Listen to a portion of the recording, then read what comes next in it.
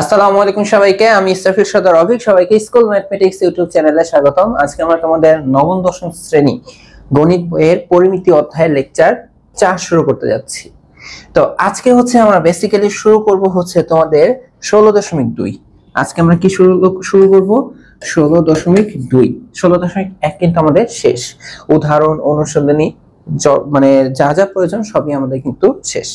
এখন 16.2 শুরুতে আমাদের কি থাকে জানো? চতুর্ভুজ নিয়ে। 16.1 ছিল মূলত ত্রিভুজ সংক্রান্ত, আর এইটা 16.2 হচ্ছে আমাদের চতুর্ভুজ সংক্রান্ত। এখন চতুর্ভুজ বলতে গেলে আমরা কিরকম বুঝি? আমরা তো জানি যে চতুর্ভুজের 4টা বাহু থেকে 4টা কোণ থাকে। তো চতুর্ভুজের মধ্যে আমরা আবার জানি বিভিন্ন রকমের প্রকারভেদ, যেমন আয়ত, বর্গ, রম্বস, সামান্তরিক, তাই না, ট্রাপিজিয়াম। তো এগুলো নিয়ে আমরা আলোচনা করব। যেমন সবার আগে আমাদের আসবে আয়তক্ষেত্র। আয়তক্ষেত্রের ক্ষেত্রফল। এই যে আমি যে বক্সগুলো দিচ্ছি এগুলোই তো একটা আয়ত। তো তোমাকে আগে জানতে হবে আয়ত বলতে আমরা বেসিক্যালি বুঝিটা কি। আয়ত গিয়ে যে এমন একটা চতুর্ভুজ যার বিপরীত বাহুগুলো সমান। সবগুলা বাহু সমান না, বিপরীত বাহুগুলা সমান। মেন শর্তটা কি, যার বিপরীত বাহুগুলা সমান। এটা মেন কন্ডিশন, ঠিক আছে? এখানে কি, বিপরীত বাহুগুলো সমান। সেটা আয়তক্ষেত্র, বাট সামান্তরিকের ক্ষেত্রে কিন্তু একই কনসেপ্ট। তো কিভাবে আমরা আয়ত আর সামান্তরিককে আবার আলাদা করতে পারি? তো আলাদা করার প্রসেস কি, আয়তক্ষেত্রের ক্ষেত্রে আমরা যদি কর্ণ টানি, আমরা যদি এখানে কর্ণকে এভাবে যোগ করে দিই, এখানে একটা কর্ণ পাওয়া যায় আর একটা কর্ণ এরকম পাওয়া যায়। তো আয়তক্ষেত্রের ক্ষেত্রে আমাদের কর্ণ দুটো সমান আসে। আয়তক্ষেত্রের ক্ষেত্রে আমাদের কর্ণ দুটো কি আসবে? এখানে আমাদের কর্ণ দুটি সমান আসবে। কর্ণ দুটি সমান আসবে, তাহলেই সেটা আমাদের একটা আয়তক্ষেত্র। তো কর্ণ সমান হইতে গেলে আরেকটা কাহিনী হয় যে এখানে আমার যে 4টা আয়তক্ষেত্রের 4টা বাহু, এর জন্য 4টা কোণ। হ্যাঁ, যেমন এইটা একটা কোণ, এটা একটা কোণ, এটা এগুলো একটা কোণ। এই যে, তো এই প্রত্যেকটা কোণই আবার কি বলতো? সমকোণ। আয়তক্ষেত্রের 4টি কোণই সমকোণ। আয়তক্ষেত্রের 4টি কোণই কি হবে বলতো? সমকোণ।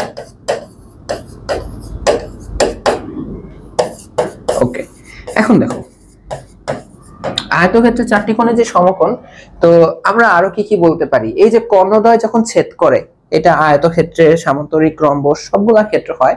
কর্ণদ্বয় যখন ছেদ করে তখন ওরা পরস্পরকে সমদ্বিখণ্ডিত করে ফেলে।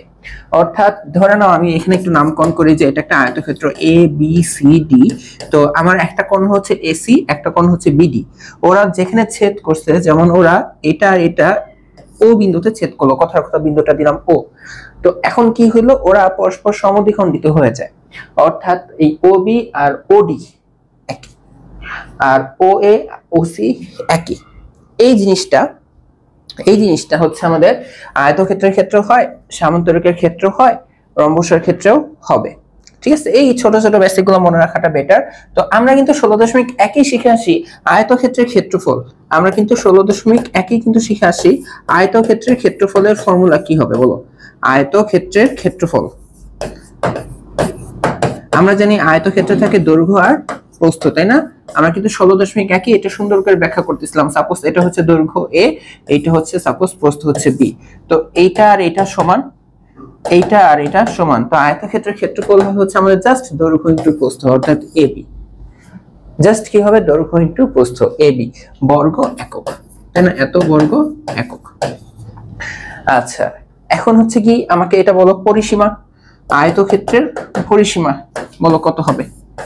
আয়তক্ষেত্রের পরিসীমা বলো। পরিসীমা বলতে বোঝাচ্ছে আমার এই 4টা বাহুর যোগফল। তো এই বাহু দৈর্ঘ্য যদি এ হয়, সিমিলারলি এটাও এ, অর্থাৎ এই দুটা বাহুর যোগফল হবে 2a। এটা যদি বি হয়, এই বাহু দৈর্ঘ্য বি, তাহলে এই দুটা বাহুর যোগফল হবে b + b 2b। তো এইদিকে 2a, এইদিকে 2b, তাহলে 2a + 2b। তো আমরা একসাথে 2 কমন নিয়ে লিখতে পারি যে 2 * a + b। 2a + 2b কে না লিখে আমরা এভাবে লিখতে পারি এত একক। তুমি মিটার ইউজ করলে মিটার ইউজ করবে, সেন্টিমিটার ইউজ করলে সেন্টিমিটার, ইঞ্চি ইউজ করলে ইঞ্চি, কিলোমিটার ইউজ করলে কিলোমিটার। কিলোমিটার দিয়ে আসবে না যদিও। আর একটা জিনিস আমাদের জানতে হয়, সেটা আয়তক্ষেত্রের কর্ণ। আমরা তো দেখছি কর্ণ কিন্তু এখানে একটাই, মানে দুইটা কর্ণ, বাট দৈর্ঘ্য একটাই আমাদের, কারণ কর্ণ দুটার দৈর্ঘ্য কি হয়? সমান হয়। কর্ণ দুটি সমান দৈর্ঘ্যের, সমান দৈর্ঘ্যের। তাই না, সমান দৈর্ঘ্যের। ঠিক আছে, তাহলে এখন আমাকে বলো তো এই আয়তক্ষেত্রের কর্ণ, আয়তক্ষেত্রের কর্ণের দৈর্ঘ্য তুমি কিভাবে বের করবে? তুমি বলো এটা কিভাবে বের করবে? এটা কিন্তু একদমই সহজ। কিভাবে সহজ? তুমি এই যে এখানে একটা ত্রিভুজ দেখতে পারতেছো যে CDA বা ACD, এটা দিয়েও বের করতে পারো, অথবা ABC ত্রিভুজ থেকেও বের করতে পারো। ধর আমি নিচেরটা থেকে দেখাই, এই দৈর্ঘ্যটা যদি A হয় তাহলে এই যে এটাও A, এটা যদি B হয় এটাও B। আমি কি বলে রাখছি, আয়তক্ষেত্রে 4টি কোণের সমকোণ, তাহলে এই যে এই কোণটা তো সমকোণ। তাহলে খেয়াল করো এই যে এটা কিন্তু একটা, এতটুকু কিন্তু একটা সমকোণী ত্রিভুজ। এই সমকোণী ত্রিভুজে তুমি অলরেডি জানো এটা A এটা B, 90 ডিগ্রির বিপরীত বাহুটা জানো না, অর্থাৎ এটাই তো কর্ণ AC। পিথাগোরাসের কনসেপ্ট থেকে আমরা এটা কিন্তু কিভাবে লিখতে পারি বলো তো? আমরা এটা লিখতে পারি, এটা আসবে ডেফিনেটলি √ এটা আর এটা বর্গের যোগফল, অর্থাৎ a² + b²। তাহলে আমরা এখানে এটা লিখে দিই, তাহলে আয়তক্ষেত্রের কোণ হচ্ছে √ a² + b²। বলো এই যে তিনটা জিনিস যা লিখলাম, এই তিনটা জিনিসে কারো কোনো অবজেকশন থাকার কথা? তাহলে আর কিছু সমস্যা নেই। ঠিক আছে, তাহলে আর কোনো সমস্যা এখানে নাই। আয়তক্ষেত্রের ক্ষেত্রফল শেষ, শুধু ক্ষেত্রফল না, আমরা পরিসীমা, কর্ণের দৈর্ঘ্য সবই কিন্তু এখানে দেখে নিলাম। তো আয়তক্ষেত্রের পরে আমাদের এখানে টপিক হচ্ছে বর্গক্ষেত্র। ঠিক আছে, আয়তক্ষেত্রের পরেই হচ্ছে আমাদের হচ্ছে বর্গক্ষেত্র। তো বর্গ বলতে আমরা কি বুঝি, যে এটাও একটা কিন্তু আয়তক্ষেপই, জাস্ট চতুর্ভুজ একটা, জাস্ট হচ্ছে প্রত্যেকটা বাহুই সমান। আয়তক্ষেত্রের বিপরীত বাহুগুলো সমান হবে, তাই না? একটা দৈর্ঘ্য একটা প্রস্থ থেকে বিপরীত বাহুগুলো সমান হয়। বর্গক্ষেত্রের কনসেপ্টটা হচ্ছে কি, এখানে প্রত্যেকটা বাহুই কি হয় বলতো? এই যে এইটা এটা এটা এটা 4টা বাহুই হচ্ছে আমাদের কি হয় বলতো? সমান হয়, বাকি সবকিছু সেম। ঠিক আছে, তাহলে এখানে আমাদের মেইনলি যেটা মনে রাখতে হবে যে আমাদের এখানে প্রতিটা বাহুই সমান, প্রতিটা বাহুই সমান। আচ্ছা বুঝলাম, প্রত্যেকটা বাহুই সমান। এখানেও কিন্তু দুইটা কর্ণ পাওয়া যায়, খেয়াল করো এখানে কয়টা কর্ণ, এই যে এই একটা কর্ণ, এই হচ্ছে আরেকটা কর্ণ।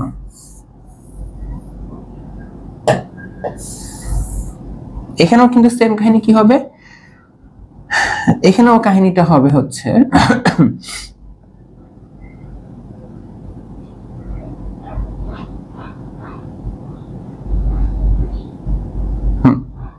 এখানেও কাহিনীটা হবে হচ্ছে দুটি কর্ণের দৈর্ঘ্যই সমান, দুটি কর্ণের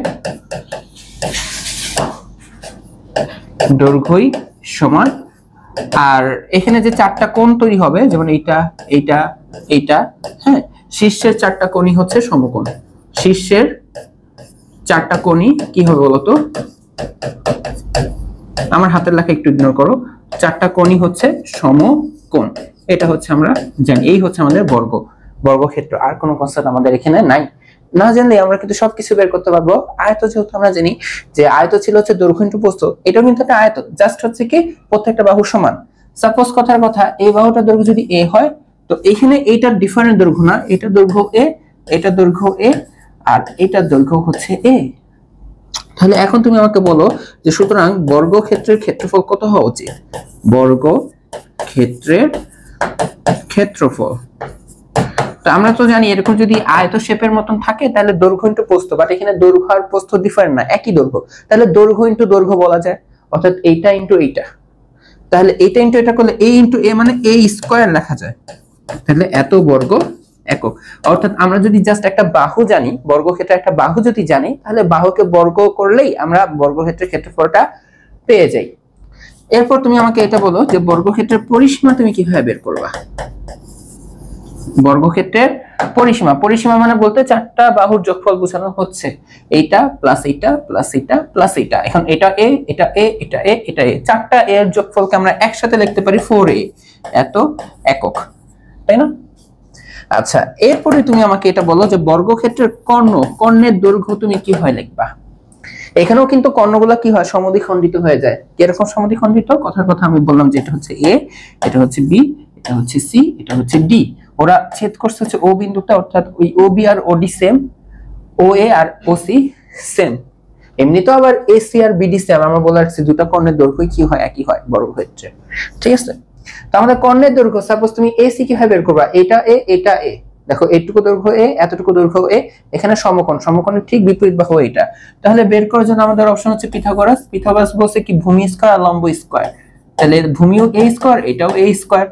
একটু যদি সলভ করো, খেয়াল করো আমি এখানে সলভ করি, তাহলে তোমার কাছে দুইটা a স্কয়ার রুটের ভেতর দুইটা a স্কয়ার, তার রুট হচ্ছে কি 2 এর উপর আসবে, রুট হচ্ছে a স্কয়ারের উপরও আসবে। তো 2 এর উপর আসলে আমরা লিখতে পারি √2, আর a স্কয়ারের উপর রুট আসলে কাটাকাটি যে শুধু a। তার মানে আমরা এখানে লিখতে পারি যে আমাদের যে কর্ণটা সেই কর্ণটা হচ্ছে √2a। এই রুট কিন্তু শুধু 2 এর উপর, এর উপর না, তাই না? এত একক। দেখো তো এই তিনটা প্রপার্টিজ নিয়ে তোমাদের কোনো অবজেকশন আসছে কিনা? আগে ছিল হচ্ছে আয়তক্ষেত্রের তিনটা প্রপার্টিজ, ক্ষেত্রফল, পরিসীমা, কর্ণ। সেম ভাবে হচ্ছে বর্গক্ষেত্রের ক্ষেত্রফল, পরিসীমা, কর্ণ, তাই না? বর্গক্ষেত্রের পরে আমরা এখন চলে যাব সামান্তরিকের ক্ষেত্রে। তো সামান্তরিকের আমরা ক্ষেত্রফল নিয়ে ডিসকাসটা করব। সামান্তরিকের কি নিয়ে ডিসকাসটা করব? ক্ষেত্রফল। তো সামান্তরিকের ক্ষেত্রফল তোমাকে আসলে দুই ভাবে বের করতে দেবে। প্রথম কনসেপ্টটা হচ্ছে কি দেখো, প্রথম কনসেপ্টটা হচ্ছে তোমাকে সামান্তরিকের ভূমি আর উচ্চতা দেওয়া থাকবে। সামান্তরিক আগে কি সেটা একটু আগে দেখো। সামান্তরিক শেপ হচ্ছে এমন হয়, এই যে এমন, এই যে এইটা হচ্ছে সামান্তরিক, যে যে আয়তক্ষেত্রের বিপরীত বাহুগুলো সমান।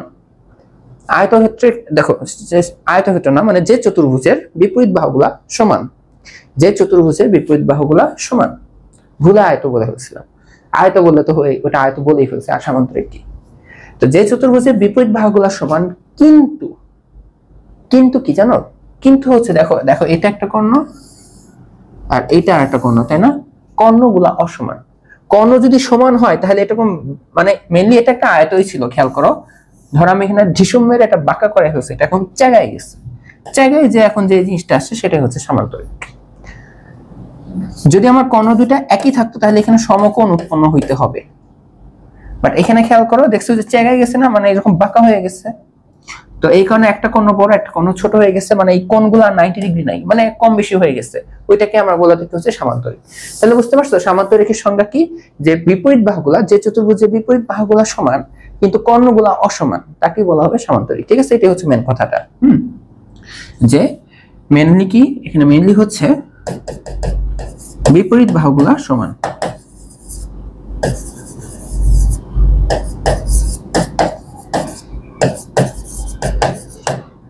কিন্তু একটা কিন্তু কি, একটা কিন্তু যদি কিন্তু আসছে, কিন্তু কর্ণ দুটি অসমান।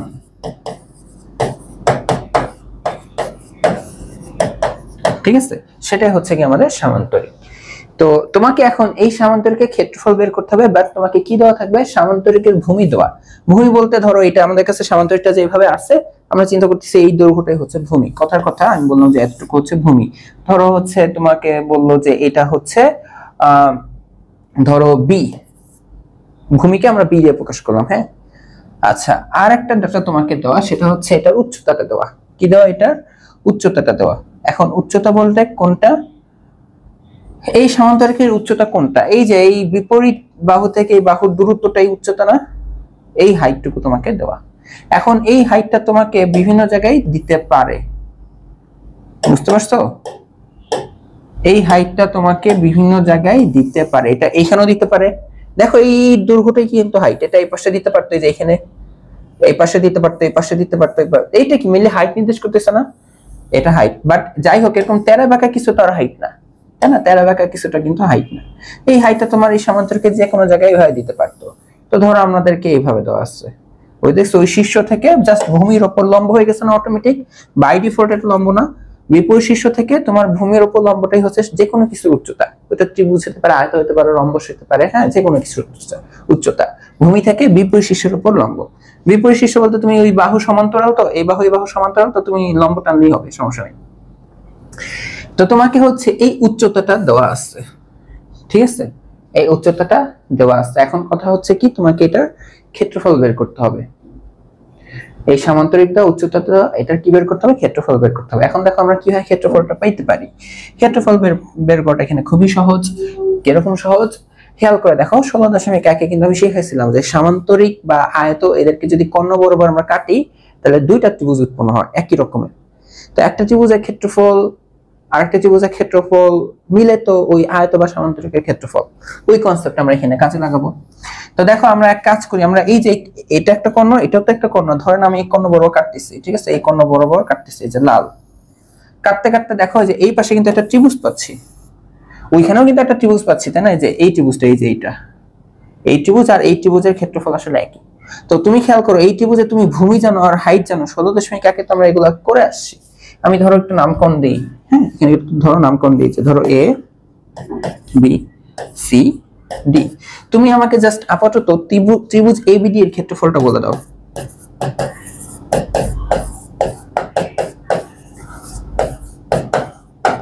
কি হবে বলো? হাফ ইন্টু ভূমি ইন্টু উচ্চতা।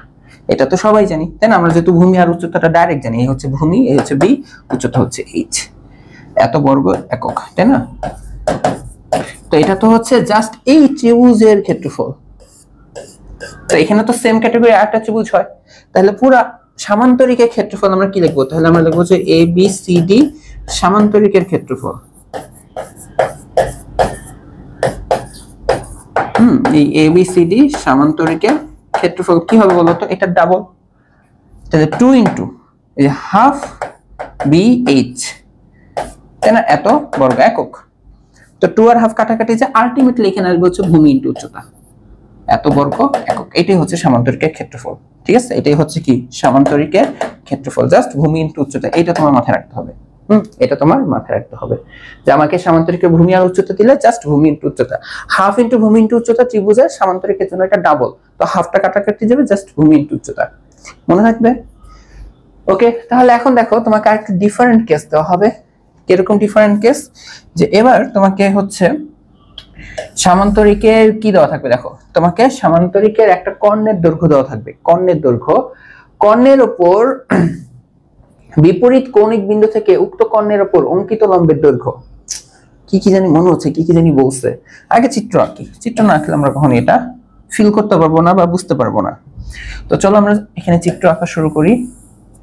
এই যে সামান্তরিক, তো বলা হচ্ছে একটা কর্ণের দৈর্ঘ্য, তো ধরো এখানে তো তোমার কাছে দুইটা কর্ণ উৎপন্ন হয়, তাই না? দুই রকমের, একটা বড় কর্ণ আর একটা হচ্ছে ছোট কর্ণ।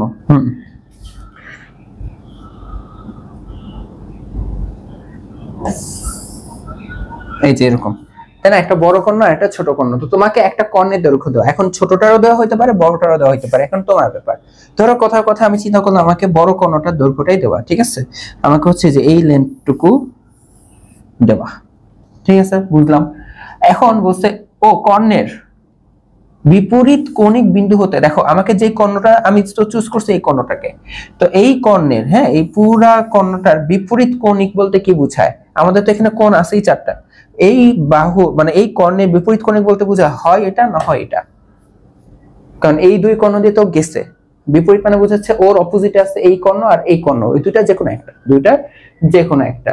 তো বিপরীত কৌণিক বিন্দু হতে উক্ত কর্ণের উপর অঙ্কিত লম্বের দৈর্ঘ্য দেওয়া, অর্থাৎ কি দেওয়া? ধরে নিচ্ছি আমাকে এই কর্ণটা দেওয়া, আর এই যে বিপরীত কৌণিক ধরলাম এটা, এটার মধ্যে আবার এটাকে ধরলাম, তো এটার উপর আমাকে জাস্ট এইটার উপর লম্বটা দেওয়া। বুঝে গেছে? আর কিছু দেওয়া নাই। তাহলে আমরা এভাবে চিন্তা করলাম যে আমাকে যে কর্ণটা দেওয়া আসছে, হ্যাঁ, এই যে পুরো কর্ণটা, এই কর্ণের দৈর্ঘ্যকে আমরা চিন্তা করলাম হচ্ছে ডি। এই কর্ণের দৈর্ঘ্যকে আমরা কি চিন্তা করলাম? আমরা চিন্তা করলাম হচ্ছে ডি। আর এই কর্ণের উপর বিপরীত শীর্ষ হতে অঙ্কিত লম্ব দেওয়া। এইটাকে ধর আমরা চিন্তা করতে পারি কি দিয়ে বলতো? আমরা চিন্তা করতে পারি যে অঙ্কিত লম্বের দৈর্ঘ্য, তো এটাকে ধর চিন্তা করলাম, সরি, এটাকে ধর চিন্তা করলাম হচ্ছে এইচ দিয়ে, আবার হাইট যেহেতু।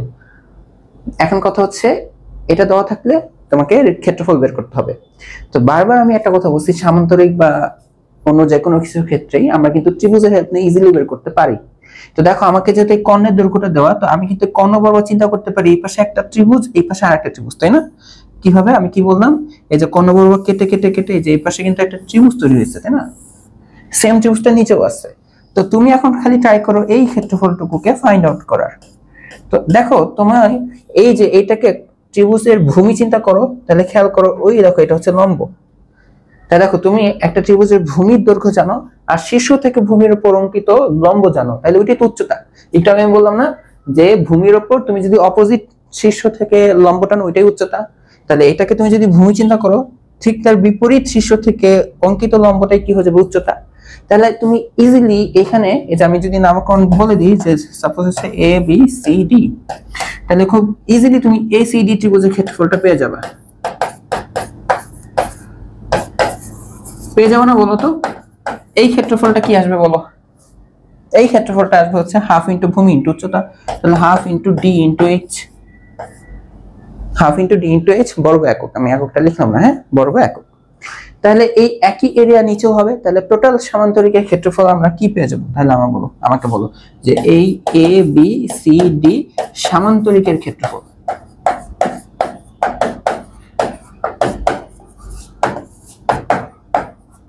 কি আসবে? জাস্ট ডিএস ডাইরেক্ট লিখলাম, এখন আর এত ভাবে ভেঙে লিখলাম না। দেখো তো ডাইরেক্ট লিখলে এখন বুঝবা কিনা, ডি ইনটু এইচ।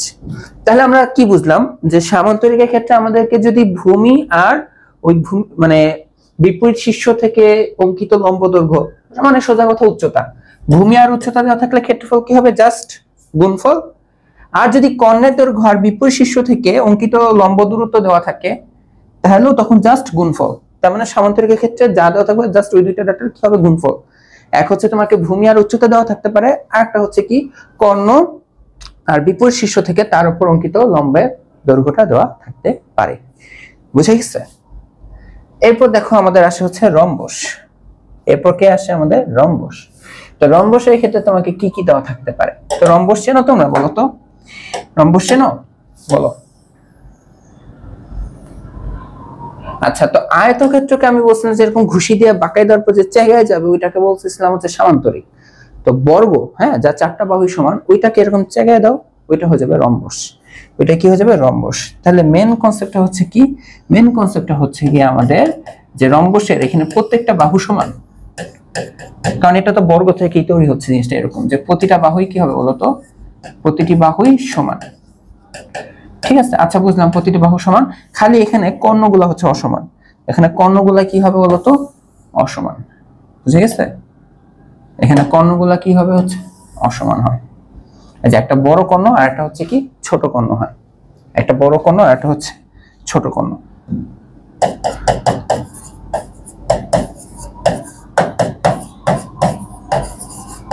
এখানে আর একটা জিনিস খুবই ইম্পর্টেন্ট, চিত্রে অত ভালো করে তো বোঝা যাচ্ছে না, চিত্র তো ভালো হয় নাই।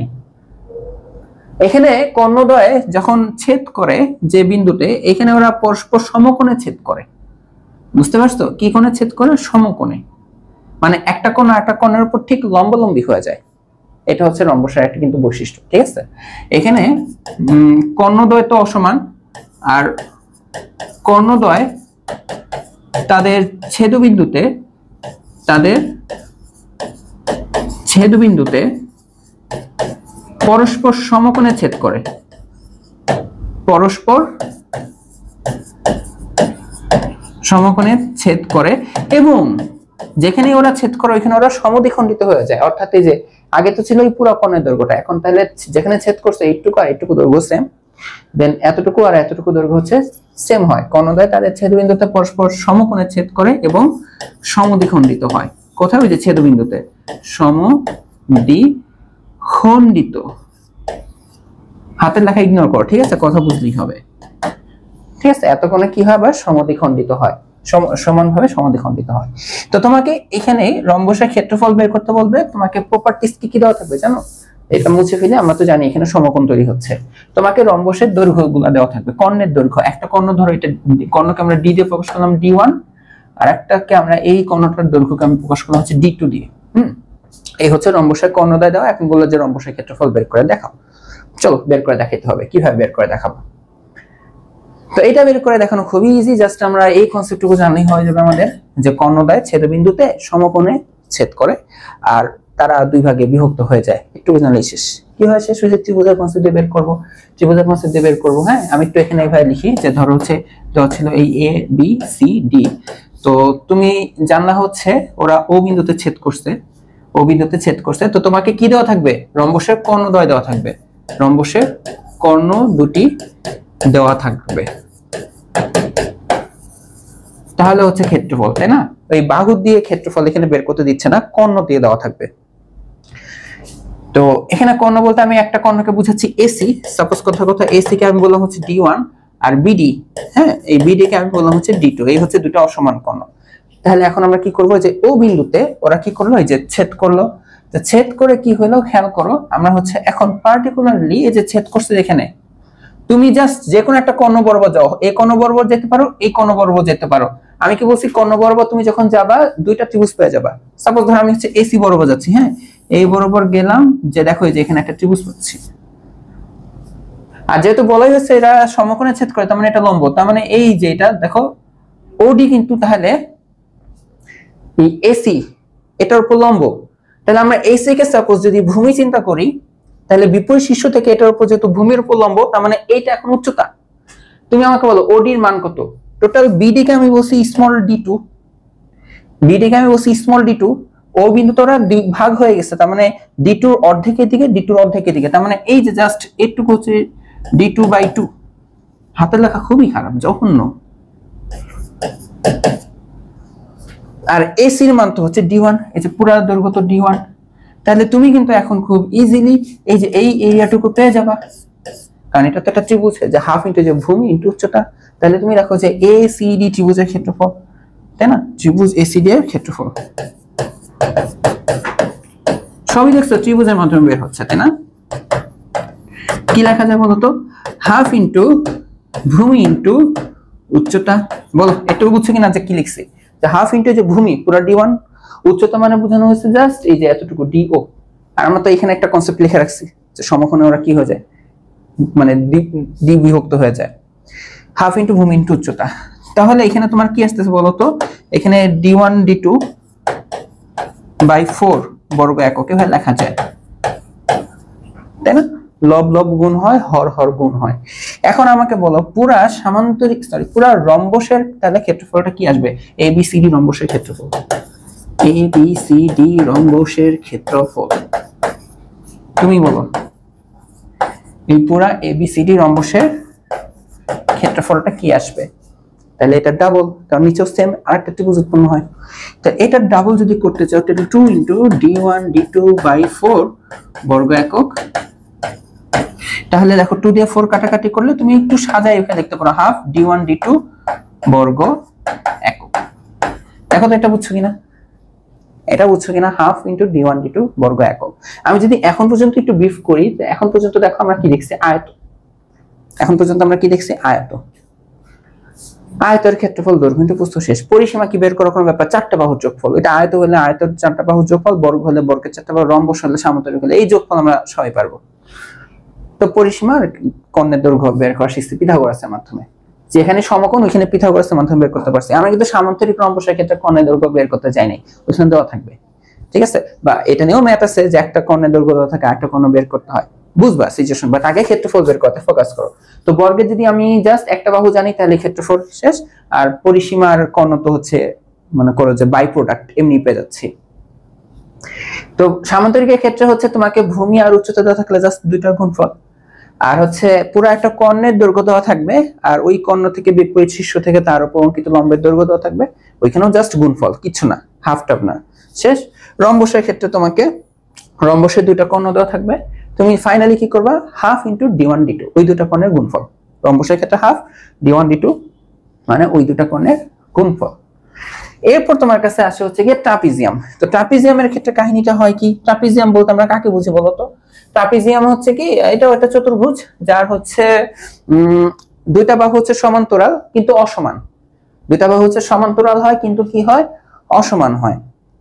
সেটাকে আমরা বলে থাকি হচ্ছে ট্রাপিজিয়াম। তো ট্রাপিজিয়াম বিভিন্ন রকমের শেপের দেখতে হয়। তো সাপোজ ধর আমরা হচ্ছে এরকম একটা আঁকলাম, হ্যাঁ, যে এরকম একটা আঁকলাম, যে দেখো এই দুইটা বাহু কি বলতো? সমান্তরাল। প্যারালাল মানে তো বুঝো, তাই না? যেমন এই দুইটা এরা সমান্তরাল, তাই না? এই দুইটা সমান্তরাল না। আচ্ছা, তো সমান্তরাল আবার কি হবে বলতো? আবার হবে অসমান। দেখো এই দৈর্ঘ্য আর এই দৈর্ঘ্য কি মিলছে? মিলে নাই। তাহলে এটাই কি বলতো? আর এখন হচ্ছে কানেক্ট করে দাও, কানেক্ট করে দাও। এইটাকে আমরা বলবো হচ্ছে এটা একটা ট্রাপিজিয়াম। এটা কি একটা ট্রাপিজিয়াম। এখন এর ক্ষেত্রফল তোমার বের করতে হবে। তো ট্রাপিজিয়ামের ক্ষেত্রফল বের করতে গেলে তোমাকে এই যে সমান দুইটা বাহু, সমান্তরাল বাট অসমান দুইটা বাহু, এই দৈর্ঘ্য তোমাকে দেওয়া থাকবে, ঠিক আছে? সমান্তরাল এবং অসমান বাহুর দৈর্ঘ্য দেওয়া থাকবে।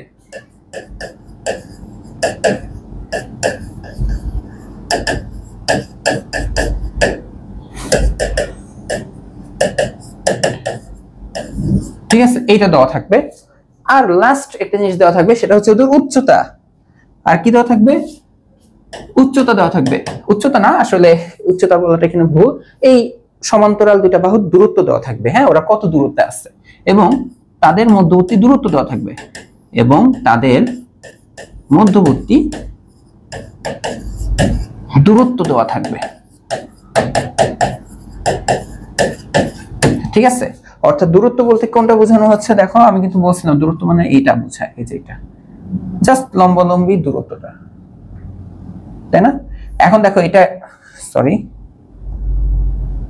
এটা তোমার এখানে এভাবেও থাকতে পারে, এটা এইভাবেও থাকতে পারে, এটাও কিন্তু উচ্চ দূরত্বই নির্দেশ করতেছে, তাই না? এটা এভাবে এভাবে অনেকভাবেই থাকতে পারে, তাই না? এটা কিভাবে থাকতে পারে, অনেকভাবে হচ্ছে এভাবে গিয়ে থাকতে পারে।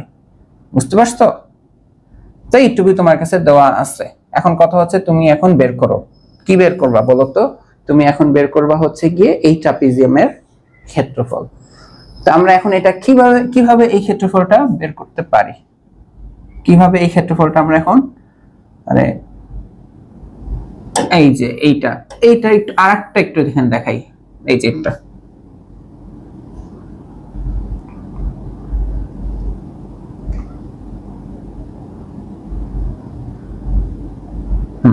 ঠিক আছে। তো একটা বাহু দৈর্ঘ্য এ অসমান যেহেতু, আর একটাকে আমরা ধরলাম বি, সমান্তরাল যেটা, আর ওদের মধ্যবর্তী দূরত্ব যেটা, সেটাকে ধরো হচ্ছে আমরা প্রকাশ করলাম হচ্ছে এইচ দিয়ে। তো এটা এইচ হলে এটাও এইচ, ঠিক আছে, এইচ দিয়ে। তো এখন হচ্ছে আমরা কি করব জানো, জাস্ট একটা জিনিস করব যে এই শীর্ষ আর এই শীর্ষ, হ্যাঁ বিপরীত যেটা, তুমি এটাও নিতে পারো, এটাও নিতে পারো, বাট চারটার মধ্যে দুইটা অপোজিট শীর্ষকে নিবা। দুইটা অপোজিট শীর্ষকে নেওয়ার পরে তুমি জাস্ট এভাবে একটু কানেক্ট করে দাও। তাহলে কি হলো, আমি এটা কি কর্ণের মতন, তাই না? এটাকে একটা কর্ণ, আমি বলছিলাম যে কর্ণ বরাবর গেলে কিন্তু দেখো এখানে একটা ত্রিভুজ, এই পাশে আরেকটা ত্রিভুজ তুমি পাবা। বুঝতে পারছো? এই পাশে একটা ত্রিভুজ আর এই পাশে একটা ত্রিভুজ তুমি পাবা। হ্যাঁ, এই ক্ষেত্রে দুইটা ত্রিভুজ সেম না, সামান্তরিক বা রম্বসের ক্ষেত্রে আমরা পাচ্ছিলাম কি আমাদের ত্রিভুজগুলো সেম আসতেছিল, যে এই পাশে একটা ত্রিভুজ, এই পাশে একটা ত্রিভুজ কর্ণের, তাই না? তারপর হচ্ছে একটা ত্রিভুজ পেয়ে গেলে আমরা ডাবল করলেই সামান্তরিক বা রম্বসের ক্ষেত্রফল পাচ্ছিলাম। বাট এখানে আমরা কিন্তু দেখো যে এই যে ত্রিভুজটা নিয়ে ডিল করি, পুরো ট্রাপিজিয়ামের একটা নাম দিয়ে চলো, এই এ বি সি ডি। তো তুমি যদি খেয়াল করো এই এ বি সি, এই ত্রিভুজের ক্ষেত্রে ভূমিকে বি চিন্তা করা যায়, উচ্চতা তো এইচ, তাহলে এতটুকুর ক্ষেত্রফল কিন্তু আমরা পেয়ে যাব হাফ ইন্টু ভূমি ইন্টু উচ্চতা। বাট ওই ত্রিভুজের ক্ষেত্রে দেখো এইটাকে চিন্তা করো ভূমি, দেখো এই যে বিপরীত শীর্ষ থেকে যে লম্ব, দেখো এটার ভূমি কি মিলছে? মিলে নাই। তাহলে এই উচ্চতা মিলছে, দেখো এই ত্রিভুজের উচ্চতাও এইচ, এই ত্রিভুজের উচ্চতাও কিন্তু এইচ, উচ্চতা সেম, বাট এটার ভূমি তো মিলে নাই। ওই যে অসমান বাহু না, অসমান বাহু, তো সমান বাহু হলে তো সামান্তরিক রম্বসের মধ্যে পড়ে যেত, তাই না? তাহলে আমরা ওভারঅল ট্রাপিজিয়ামের ক্ষেত্রফল কিন্তু আমরা এভাবে পাবো, যে ওভারঅল ট্রাপিজিয়ামের ক্ষেত্রফল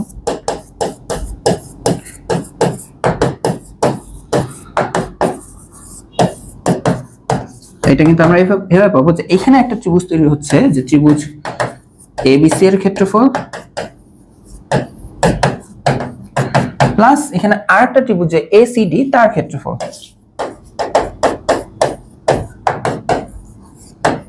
এই হচ্ছে কি আমাদের পুরো ট্রাপিজিয়ামের ক্ষেত্রফল। বুঝতে পারছো? এখন তুমি বলো যে ত্রিভুজ এবিসি এর ক্ষেত্রফল তুমি কিভাবে পাবে, যে এটা হাফ ইনটু যে ভূমি, এটা উচ্চতা, তাহলে হাফ ইনটু ভূমি ইনটু উচ্চতা শেষ, প্লাস ওই যে ত্রিভুজ এসিডি, তাহলে হাফ ইনটু যে ভূমি, এই হচ্ছে উচ্চতা, হাফ ইনটু ভূমি ইনটু উচ্চতা। এত এখানে বর্গ একক লিখে দিবা। এখন দেখো হাফ আর উচ্চতা কিন্তু কমন নেওয়া যায়, তাহলে এভাবে একটু লেখা যায় হাফ, আমি যদি h কমন নিই তাহলে কি লিখতে পারি, a প্লাস বি, ঠিক আছে? হাফ ইনটু, এইটাকে আমরা একটু সাজাই এভাবে লিখি, মানে আমি পার্সোনালি এভাবে লিখতাম, একই জিনিস লিখছি কিন্তু half into a plus B into h, just a plus B by 2 আকারে লিখছি, ঠিক আছে? এত বর্গ একক। এখন কথা হচ্ছে আমি কেন ভাই লিখছি জানো, আমি ট্রাপিজিয়ামের সূত্র ভুলে যেতাম ছোটকালে, ট্রাপিজিয়ামের সূত্র ভুলে যেতাম, পরে আমি শিখছিলাম যে এইভাবে, আচ্ছা ঠিক আছে কোনো ব্যাপার না, এটাও হচ্ছে দৈর্ঘ্য ইনটু প্রস্থ, আয়তক্ষেত্রের ক্ষেত্রফল কি দৈর্ঘ্য ইনটু প্রস্থ, তো এটাকেও এভাবে রাখবো দৈর্ঘ্য ইনটু প্রস্থ। বাট এখানে প্রস্থ মানে আমি উচ্চতাকে প্রস্থ কনসিডার করতাম, মানে আমি নিজে মনে রাখার জন্য আর কি। বাট দৈর্ঘ্য কিন্তু এখানে একটা বড় দৈর্ঘ্য একটা ছোট দৈর্ঘ্য, কোন দৈর্ঘ্য কি নিবা? তখন আমরা আসলে গড় করব। গড় মানে কি, বড় আর ছোট থাকলে আমরা গড় করব, মানে দুইটার যোগ ডিভাইডেড বাই 2। তো a প্লাস বি বাই 2 মানে এটা হলো দৈর্ঘ্য, ইনটু প্রস্থ। এই হচ্ছে আমাদের ট্রাপিজিয়ামের ক্ষেত্রফল। আচ্ছা, তো দেখো এখন হচ্ছে আমরা তোমাদের বইয়ের উদাহরণ সমাধান করব। তো এটা হচ্ছে তোমাদের বইয়ের উদাহরণ 8 16.2 তোমরা উদাহরণ দেখলেই বুঝতে পারবা যে এটা হচ্ছে উদাহরণ 8 নাম্বার। তো এখানে তোমাদের বলা হচ্ছে যে একটা আয়তাকার ঘরের দৈর্ঘ্য প্রস্থের 3/2 গুণ। তার মানে দৈর্ঘ্যটা প্রস্থের উপর নির্ভর করতেছে। তার মানে আমি যদি প্রস্থকে x ধরি তাহলে দৈর্ঘ্য পেয়ে যাব। এখন বলা হচ্ছে এর ক্ষেত্রফল। দেখো জিনিসটা হচ্ছে আমাদের যে আয়তাকার ঘরটা হচ্ছে কি আয়তাকার, ঠিক আছে? তো তুমি ওই আয়তাকার ঘরের ক্ষেত্রফল জানো। এখন বলা হচ্ছে কি তোমাকে পরিসীমার কর্ণের দৈর্ঘ্য বের করতে হবে। তো দেখো আমরা পরিসীমা কর্ণের দৈর্ঘ্য কখন বের করতে পারি? যখন আমরা বাহুগুলা জানি, অর্থাৎ দৈর্ঘ্য প্রস্থ জানি। তার মানে এখানে তোমাকে আগে এক্স্যাক্টলি দৈর্ঘ্য প্রস্থটাকে আগে খুঁজে বের করতে হবে। তো দেখো আমরা সলিউশন তাহলে এভাবে শুরু করি যে আমাদেরকে কি বলছে যে আমাদের হচ্ছে দৈর্ঘ্য প্রস্থের এত গুণ। তাহলে আমরা চিন্তা করি যে ধরি প্রস্থ, তাই না? ধরি কি ধরবো? ধরি হচ্ছে প্রস্থ। প্রস্থ হচ্ছে কথার কথা আমরা দেখতে পারি এখানে এককটা খেয়াল করি মিটার না সেন্টিমিটার। ওই যে আমরা দেখতে পাচ্ছি ক্ষেত্রফল যেহেতু বর্গ মিটারে লিখছে, তার মানে আমরা প্রস্থ কি লিখবো হচ্ছে x মিটার। তাহলে তুমি বলো দৈর্ঘ্য কত হবে? প্রস্থ যদি x মিটার হয় তাহলে দৈর্ঘ্য হবে হচ্ছে গিয়ে প্রস্থের 3/2 গুণ। তো প্রস্থ এর আমরা জানি এর মানে গুণ হয়, তো প্রস্থ তো এখানে x, তাহলে x এর গুণ মানে 3/2। তাহলে আমরা এটাকে একবারে ডাইরেক্ট এভাবে লিখতে পারি যে 3x/2, x এর সাথে 3/2 গুণ হলো, তাহলে এত মিটার। তাহলে তুমি দৈর্ঘ্য জানো, প্রস্থ জানো, তাহলে তুমি কিন্তু ইজিলি ক্ষেত্রফলটা লিখতে পারো যে এই আয়তাকার ঘরের যে ক্ষেত্রফলটা সেটা হবে দৈর্ঘ্য ইনটু প্রস্থ, অর্থাৎ 3x/2 ইনটু x এত বর্গ মিটার। সংক্ষেপে লিখি, ঠিক আছে? তাহলে এই হলো 3x²/2 বর্গ মিটার। এখন বলো তো এই ক্ষেত্রফলটাই কি আমাদের এই ক্ষেত্রফল না, তাই না? এই ক্ষেত্রফলটাই তো আমাদের এই ক্ষেত্রফল, তাই না? এটাই তো হওয়া উচিত প্রশ্ন মতে। তাহলে আমরা এই কথাটা এখন লিখে দিব যে প্রশ্ন মতে 3x²/2 ইকুয়াল টু হচ্ছে 384। 3x²/2 ইকুয়াল টু হচ্ছে 384। তো এইখান থেকে কিন্তু আমরা এখন দেখো একটা সমীকরণ বানালাম, এই সমীকরণে x ছাড়া আর কোনো চলক নাই। তাহলে আমরা কিন্তু x এর মানটা খুব ইজিলি পেয়ে যাব। কিরকম? এই যে দেখো 3x² ইকুয়াল টু আমরা কি লিখতে পারি দেখো তো, 384 এর সাথে 2 গুণ হবে। তাহলে শুধু x² কি লেখা যাবে? এই যে 384 ইনটু 2, 3 এসে এখানে কি হবে বলো তো? ভাগ হবে। এখানে ভাগ হবে, অর্থাৎ 384 ইনটু 2/3। তো এটা হচ্ছে 256। এই যে পুরোটা এটা হচ্ছে 256। তাহলে x² ইকুয়াল টু হচ্ছে 256। তাহলে তুমি বলো x এর মান কি হবে? এটাকে বর্গমূল করা লাগবে। তো বলো 256 কে বর্গমূল করলে কত পাওয়ার কথা? 16 না? বলো তো 16 না? 16। তাহলে এই হচ্ছে আমাদের 16। এখন x জানি কি ছিল? x হচ্ছে প্রস্থ ছিল। তার মানে আমরা এখন পেয়ে যাচ্ছি যে সুতরাং আমাদের প্রস্থ, প্রস্থ তুমি প্রস্থকে নাম করতে পারো a b এগুলো দিয়ে নাম করতে পারো, না করলেও চলবে, সমস্যা নেই। প্রস্থ হচ্ছে 16 মিটার। 16 মিটার। আচ্ছা, প্রস্থ যদি 16 মিটার হয় আমরা কিন্তু এখান থেকে দৈর্ঘ্যটা পেয়ে যাব। আমরা কিন্তু এখন এখান থেকে ইজিলি দৈর্ঘ্যটা পেয়ে যাব। যে দৈর্ঘ্য হবে হচ্ছে 3 ইনটু, যে দৈর্ঘ্য হবে 3 ইনটু x, x এর মান তো 16 বাই 2 মিটার। তাহলে 2 দিয়ে 16 কাটলে 8, 3 8 24 হয়ে যাবে এটা, তাই না? এটা এত মিটার। তুমি নিজের মতন ক্যালকুলেট করো, যা আসে ওইটাই 24ই আসবে। তাহলে দেখো তুমি দৈর্ঘ্য জানো, তুমি প্রস্থ জানো। এখন দেখো তুমি পরিসীমা কর্ণের দৈর্ঘ্য বের করতে পারবে না, ক্ষেত্রফল তার বের করার কিছু নাই, ক্ষেত্রফল প্রশ্ন দেওয়া ছিল, ওইটার হেল্প নিয়ে তো আমরা প্রস্থ দৈর্ঘ্য বের করব। তাহলে আমরা কিন্তু এখন পরিসীমা লিখতে পারবো যে সুতরাং যে আয়তাকার ঘরের পরিসীমা, সুতরাং আয়তাকার, দেখছো আমরা কিন্তু এখানে উল্লেখ করে দিচ্ছি এটা আয়তাকার ছিল, পরিসীমা আয়তাকার ঘরের পরিসীমা। তো আমরা কি জানি পরিসীমা মানে 4টা বাহুর যোগফল। তো এটা যেটা আয়তাকার, তো আমরা জানি যে 2টা দৈর্ঘ্য 2টা প্রস্থ, 2টা দৈর্ঘ্য 2টা প্রস্থ একই, দৈর্ঘ্য দৈর্ঘ্য প্রস্থ প্রস্থ একই, জন্য 2টা দৈর্ঘ্য 2টা প্রস্থের যোগফল। তো 2 কমন নিয়ে আমরা এভাবে লিখতে পারি 2 ইনটু এই যে দৈর্ঘ্য প্লাস প্রস্থ, তাই না? তো 2 কি 2 হচ্ছে, তাই না? দৈর্ঘ্য হচ্ছে 24, প্রস্থ হচ্ছে 16। তাহলে এত, এখানে লেখা হচ্ছে একক আর এখানে লেখা হচ্ছে মিটার। এটা যা আসে ওইটাই। তো 24 আর 16 যোগ করো, ইনটু 2 করো 80, তাহলে 80 মিটার।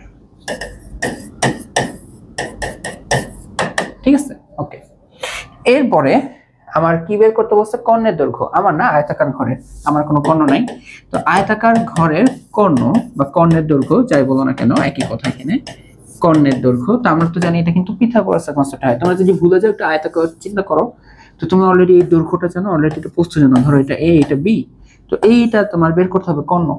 তো সমকোণের ঠিক বিপরীত বাহু, তাহলে এটা হবে definitely a square plus b স্কয়ারের বর্গমূল। তাহলে আমরা এটা এভাবে লিখব যে রুট ওভার দৈর্ঘ্য স্কয়ার প্লাস প্রস্থ স্কয়ার। তো রুট ওভার দৈর্ঘ্য কত আসছে 24, প্রস্থ কত আসছে 16, তাই না? এখানে লেখা হচ্ছে একক, এটা তো সূত্র, আর এখানে আমরা 24 16 এগুলো মিটারে বসাচ্ছি, তাহলে এগুলো হচ্ছে মিটার। তাহলে এইটা সলভ করে যা আসে সেটাই হচ্ছে কি তোমাদের অ্যানসার। না দেখো কত আসছে, দেখো ক্যালকুলেটর নাও, ডাইরেক্ট করে ফেলতে পারো। Okay, root over 24 square plus 16 square, তো এটা আসে হচ্ছে 28.84, এটা ভগ্নাংশ লেখো সমস্যা নেই, 28.84 মিটার। লাস্টে একটু প্রায় কথাটা লিখে দিও, হ্যাঁ, দশমিকের পরে এই ম্যাথগুলোতে প্রায় কথাটা লিখে দিবা, এটাই তোমার জন্য এনাফ। তাহলে দেখো এই হচ্ছে কি আমরা এই আয়তাকার ঘরের দৈর্ঘ্য প্রস্থ বের করার মাধ্যমে পরিসীমা কোণটা বের করে ফেলতে পারবো। সহজ না? এখন দেখো এটা যদি পারো তাহলে দেখো এই অনুশীলনের এই ম্যাথ তোমার কাছে একদম দুধভাত। কিরকম? একই টাইপের অঙ্ক, যে একটা আয়তাকার ক্ষেত্রে দৈর্ঘ্য বিস্তারের দ্বিগুণ। এখানে বিস্তার বলতে কি বোঝাচ্ছে জানো? বিস্তার মানে বোঝা হচ্ছে প্রস্থ, ঠিক আছে? বিস্তার মানে বোঝা কি প্রস্থ। আয়তাকার ঘরের দৈর্ঘ্য বিস্তারের দ্বিগুণ, তাহলে মানে তুমি ধরবা যে প্রস্থ হচ্ছে x, তাহলে বলো দৈর্ঘ্য কত হবে? এটা 2x। এখন বলছে ক্ষেত্রফল হচ্ছে 512, তাহলে দেখো এই যে 512 এটা ক্ষেত্রফল, আমরা জানি ক্ষেত্রফল কি হয়, দৈর্ঘ্য ইনটু প্রস্থের মাধ্যমে তো হয়, যে 2x ইনটু x, এটা মিলে 512 হওয়া উচিত। তার মানে এখানে কত আসে 2x স্কয়ার ইকুয়াল টু 512, তাহলে এখান থেকে তুমি x স্কয়ার পেয়ে যাবে কত, 512 ডিভাইডেড বাই 2, তাই না? কত আসে 256।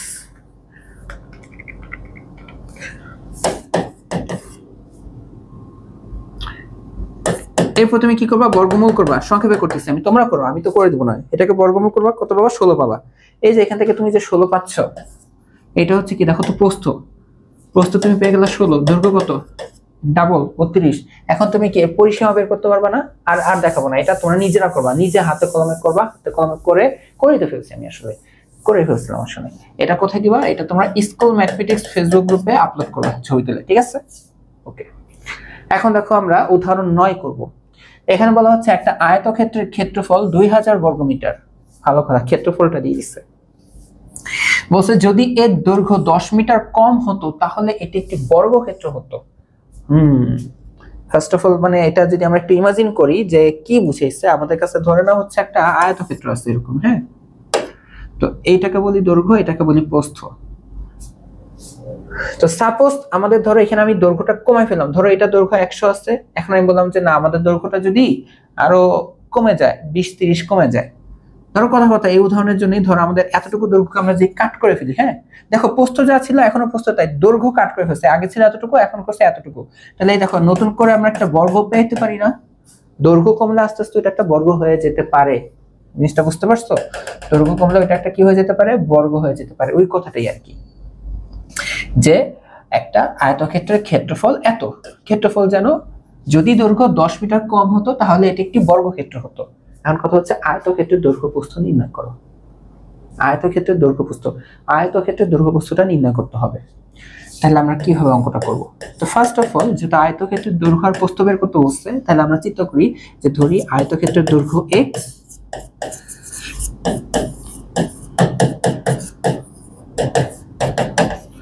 একক কি ওখানে বর্গমিটার, তো তাহলে এখানে মিটার ইউজ করবো, ঠিক আছে?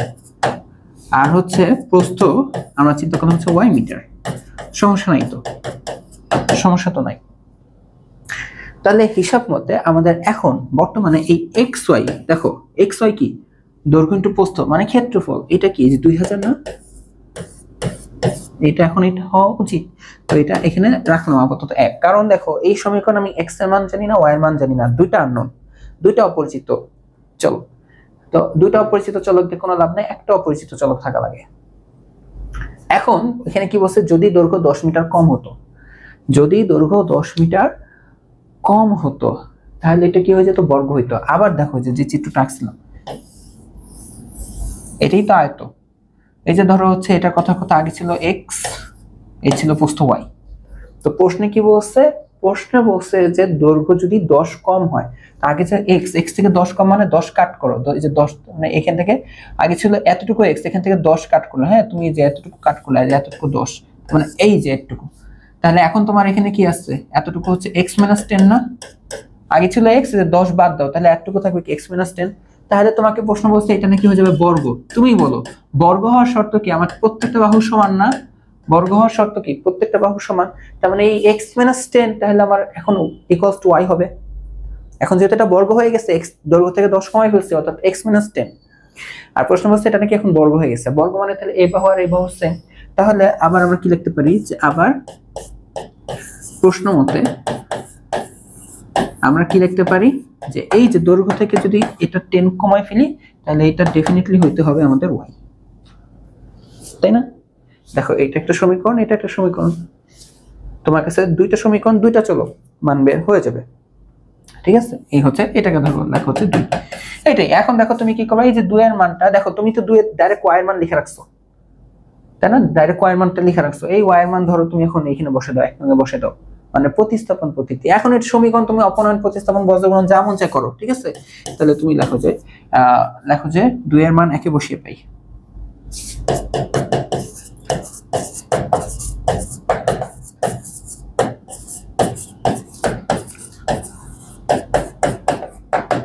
তাহলে এই 2 নং এর মান আমরা যদি এখন 1 নং এ বসিয়ে দিই, অর্থাৎ আমরা y = যে x - 10 আসছে এই মানটা এখানে বসিয়ে দিতে যাচ্ছি, অর্থাৎ x লিখলাম, মানে 1 নং এ এখন আমরা আর y এর মানটা লিখব না, হ্যাঁ y এর জায়গায় আমি লিখব হচ্ছে x - 10 ইকুয়ালস টু লিখব হচ্ছে 2000, ঠিক আছে? এই যে x y এর জায়গায় ওই দেখো x - 10, x - 10 ইকুয়ালস টু 2000। তো এখন তুমি জাস্ট এটা একটু সলভ করো, তাহলে দেখো x আর x মিলে হয়ে যাবে x স্কয়ার, এটা হবে -10x, আর এটাকে এই পাশে নিয়ে আসো। এখন তুমি এই মিডল টার্ম কিভাবে করবে, এটা তুমি ক্যালকুলেটরে করলেও কোনো সমস্যা হবে না, সত্যি কথা, ক্যালকুলেটরে করলেও কোনো সমস্যা হবে না। তো তুমি এখানে ক্যালকুলেটরে কিভাবে যাবা বলো তো, ক্যালকুলেটরের মোডে যাবা, মোডে যে ইকুয়েশনে যাবা। তো আমাদের এটা হচ্ছে দ্বিঘাত সমীকরণ, এক চলকের দ্বিঘাত সমীকরণ। দেখো এই যেখানে এই যারা এই ক্যালকুলেটর ইউজ করবে তারা তো এটা পেয়ে যাবে যে ax² + bx + এই যে 3 নাম্বারটা এখানে, যে এখন এই সহগগুলা উঠাতে হবে। যেমন প্রথমে আমার x² এর সহগ হচ্ছে 1, তো 1 উঠাই দিবা, ইকুয়াল টু x এর সহগ হচ্ছে -10, চিহ্ন সহ নিতে হবে, তাহলে যে -10 ইকুয়াল টু ধ্রুবক হিসেবে আসছে -2000। এরপর এই যে দিলা উঠানো হলো, এরপর তুমি একবার ইকুয়াল চাপ দিলে x এর মান 50, আরেকবার চাপ দিলে x এর মান -40। তাহলে তুমি এখান থেকে পাবা যে x ইকুয়াল টু কত আসছে 50 আর -40, অথবা এখন দেখো x হচ্ছে আলটিমেটলি হচ্ছে দৈর্ঘ্য। দৈর্ঘ্য কখনো কি হতে পারে না, ঋণাত্মক হতে পারে না, এই কথাটা এখানে উল্লেখ করে দিবা, ঠিক আছে? আমি যে কথাটা বললাম যে দৈর্ঘ্য কখনো ঋণাত্মক হতে পারে না, এই কথাটা এখানে উল্লেখ করে দিবা।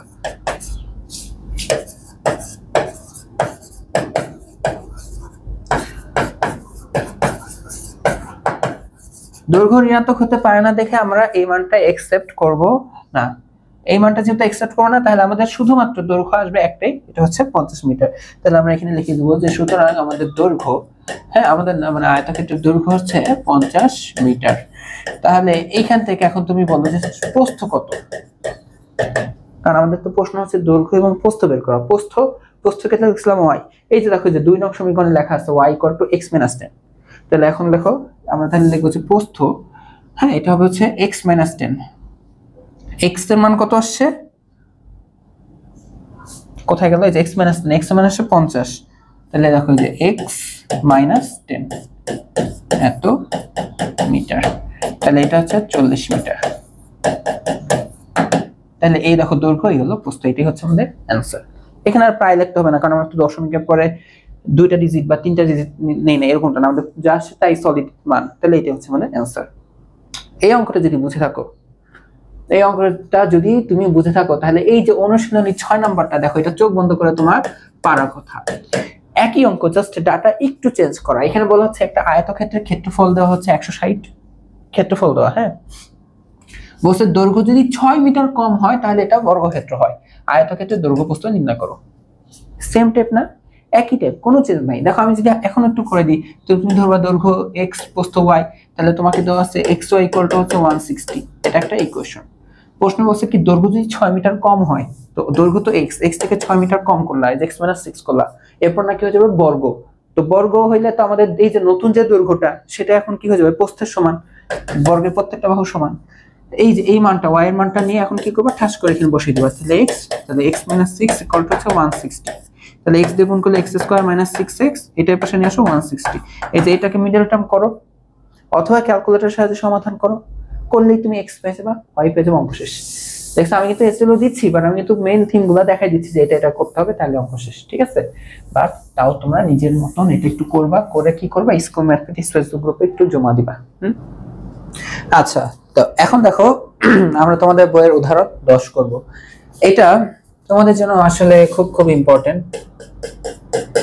এখানে বলা হচ্ছে কি যে বর্গাকার একটি মাঠের ভেতরে চারদিকে 4 মিটার চওড়া একটা রাস্তা আছে। তার মানে তোমার কাছে একটা বর্গাকার মাঠ আছে। তো তুমি আগে এই মাঠটাকে ইমাজিন করো, মাঠটা হচ্ছে বর্গাকার, বর্গ তো বুঝো, চারটা বাহু সমান। তো এই হচ্ছে আমি চিন্তা করলাম এই হচ্ছে আমার একটা বর্গ, চারটা বাহু কি বলতো, চারটা বাহু হচ্ছে সমান, ঠিক আছে? এখন এই মাঠের ভেতরে আমাদের কিন্তু রাস্তা, এখানে কি আছে একটা রাস্তা, রাস্তা কিন্তু মাঠটার বাইরেও হতে পারতো আবার ভেতরেও হইতে পারে। প্রশ্নে খুব ভালো করে বলে দিছে ভেতরে চারদিকে 4 মিটার চওড়া রাস্তা আছে। তো ভেতরে চারদিকে 4 মিটার চওড়া রাস্তা মানে কি বুঝাচ্ছে জানো? এটা দিয়ে বুঝাচ্ছে এখান থেকে 4 মিটার, এখান থেকে 4 মিটার, 4 মিটার, 4 মিটার, এখানে 4 মিটার, 4 মিটার চওড়া রাস্তা, রাস্তা, রাস্তা, 4 মিটার চওড়া রাস্তা, 4 মিটার চওড়া রাস্তা, হ্যাঁ, এরকম করে করে করে করে করে এই যে ভেতরে ওই যে এইগুলো হলুদ যেগুলো সেগুলো হচ্ছে রাস্তা। তার মানে আমরা তাহলে রাস্তা ছাড়া মাঠ যদি ভাবি তাহলে জিনিসটা হচ্ছে এরকম হয়ে যাবে। বুঝতে পারছো? এই হচ্ছে দেখো, এগুলো হচ্ছে রাস্তা, এগুলো হচ্ছে কতটুকু চওড়া, এগুলো বলো তো কতটুকু করে চওড়া, এগুলো হচ্ছে 4 মিটার করে হচ্ছে চওড়া। আই হোপ তোমার জিনিসটা বুঝতে পারছো, তাই না? তাহলে এখন একটু যদি মুছে দিই তাহলে তোমাদের কাছে ভালো করে বুঝতে মানে বোঝা যাবে যে এতটুকু হচ্ছে 4 মিটার চওড়া, 4 মিটার, এতটুকু হচ্ছে 4 মিটার চওড়া, 4 মিটার আর 4 মিটার চওড়া, এটা হচ্ছে রাস্তা। এখন হচ্ছে যদি রাস্তার ক্ষেত্রফল 1 হেক্টর হয়, তো এই যে 1 হেক্টর আসলে কত ক্ষেত্রফল, এটা তোমরা যদি আগের থেকে জানো তাহলে তোমাদের কাছে অঙ্কটা বুঝতে একটু সহজ হবে। এটা মানে বোঝা হচ্ছে 10,000 বর্গ মিটার, ঠিক আছে? 1 হেক্টর মানে 10,000 বর্গ মিটার। এটা একটু দিছে এরকম হঠাৎ তোমাদের অনেকেরই নাম মনে আসতে নাই পারে, যেমন আমি ছোটকালে গুলো মনে রাখতে পারতাম না, টুকটাক দেখে নিতাম, বাট মেন ম্যাথটা দেখো, এটা বুঝতে পারলেই হবে। এখন বলা হচ্ছে রাস্তা ক্ষেত্রফল এত হলে তবে রাস্তা বাদে মাঠের ক্ষেত্রফল কতটুকু, রাস্তা বাদে মাঠের ক্ষেত্রফল। তো রাস্তা বাদ দিয়ে মাঠের ক্ষেত্রফল, দেখো আমাদেরকে প্রশ্ন তাহলে বোঝানো হচ্ছে এতটুকু হচ্ছে মাঠ, মাঠের ভেতরে রাস্তা, তুমি হচ্ছে মাঠের ভেতরে এই ক্ষেত্রফলটুকু জানো, এই যে পিঙ্ক কালি যেটুকু সেই ক্ষেত্রফলটুকু জানো। তাহলে ভেতরের মানে রাস্তা বাদ দিয়ে ভেতরের কতটুকু ক্ষেত্রফল আছে সেটা তোমাকে বের করতে হবে। এখন আমি কিভাবে বের করতে পারি? তো ফার্স্ট অফ অল হচ্ছে আমরা জিনিসটা এইভাবে চিন্তা করব যে আচ্ছা ঠিক আছে, আমাকে যেহেতু এতটুকু ক্ষেত্রফল বের করতে হবে, পিঙ্ক কালারের টুকু আমি জানি, সামহাও আমি যদি পুরাটার ক্ষেত্রফল বের করতে পারি, দেন ওইখান থেকে রাস্তার ক্ষেত্রফলটুকু যদি বাদ দিই তাহলে যেটা থাকবে সেটাই তো রাস্তা বাদে মাঠের ক্ষেত্রফল। অর্থাৎ আমার ফার্স্ট ইন্টেনশন হবে যে রাস্তা সহ পুরা বর্গাকার মাঠের ক্ষেত্রফল বের করব, দেন রাস্তার ক্ষেত্রফলটা বাদ দিয়ে দেব, দেন যেটা থাকবে সেটাই রাস্তা বাদে মাঠের ক্ষেত্রফল। আমরা যখন সামান্তরিক আয়ত বর্গ এগুলো নিয়ে যখন ক্ষেত্রফল বের করতেছিলাম তখন কিন্তু কি করতেছিলাম, দেখো যে দুইটা ত্রিভুজের ক্ষেত্রফল যোগ করে আমরা টোটাল ক্ষেত্রফল বের করতেছিলাম। তার মানে ক্ষেত্রফল এরকম যোগ বিয়োগ সম্ভব, তাই না?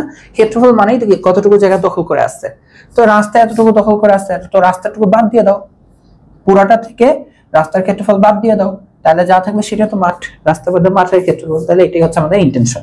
ঠিক আছে, তাহলে পিঙ্ক কালারটুকু বাদ দিয়ে দিলে আমাদের কি হয়ে যাবে, এই যে এই ভেতরের ছোট বর্গটা বের হয়ে যাবে। তাহলে হচ্ছে এখন এখানে একটা সমস্যা, ফার্স্ট অফ অল হচ্ছে কি, আমি তো আবার এই লেন্থ জানি না। এই লেন্থ জানলে না হলে পুরো বর্গের ক্ষেত্রফলটা বের করতে পারতাম, মানে রাস্তা সহ মাঠের ক্ষেত্রফল। তো এটা যেহেতু জানি না, বাট এটা আমরা জানি একটা বর্গ, তাহলে এই ক্ষেত্রে আমরা এক কাজ করতে পারি যে আমরা চিন্তা করে নিই যে এতটুকু দৈর্ঘ্য হচ্ছে, কথার কথা হচ্ছে কত চিন্তা করা যেতে পারে, এক্স। ঠিক আছে, এতটুকু দৈর্ঘ্য কত চিন্তা করলাম, এক্স, অর্থাৎ রাস্তা সহ মাঠের দৈর্ঘ্য, বর্গাকার মাঠের দৈর্ঘ্য। তাহলে আমরা ধরি যে রাস্তা সহ বর্গাকার মাঠের এক বাহু সমান সমান এক্স মিটার। আমরা এগুলো মিটারে করবো, তাই না, হেক্টরে নিব না, কারণ আমরা হেক্টরকে আগে থেকে মিটারে লিখে দিচ্ছি, যে 1 হেক্টর মানে হচ্ছে 10,000 বর্গ মিটার। আচ্ছা, তো রাস্তা সহ এই যে আমাদের এই রাস্তা কাউন্ট করা হচ্ছে এই পাশে এই পাশে, আমাদের কিন্তু রাস্তা দুই পাশে পড়ে গেছে, তাই না, এই টোটাল আমাদের মাঠের একটা বাহু দৈর্ঘ্য আমরা ধরলাম এক্স মিটার। তাহলে আমাকে বলো যে রাস্তা সহ আমাকে এটা বলো, রাস্তা সহ এই বর্গাকার মাঠের ক্ষেত্রফল কত?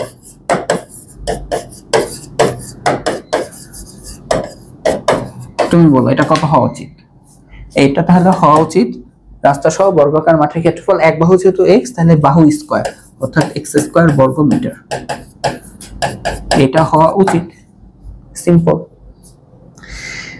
এখন কথা হচ্ছে গিয়ে আমাদের কাছে রাস্তার ক্ষেত্রফলটা দেওয়া, তা টোটাল ক্ষেত্রফলটা থেকে আমরা রাস্তার ক্ষেত্রফলটা বাদ দিলাম, আমরা হচ্ছে এই ক্ষেত্রফলটুকু পেয়ে যাব।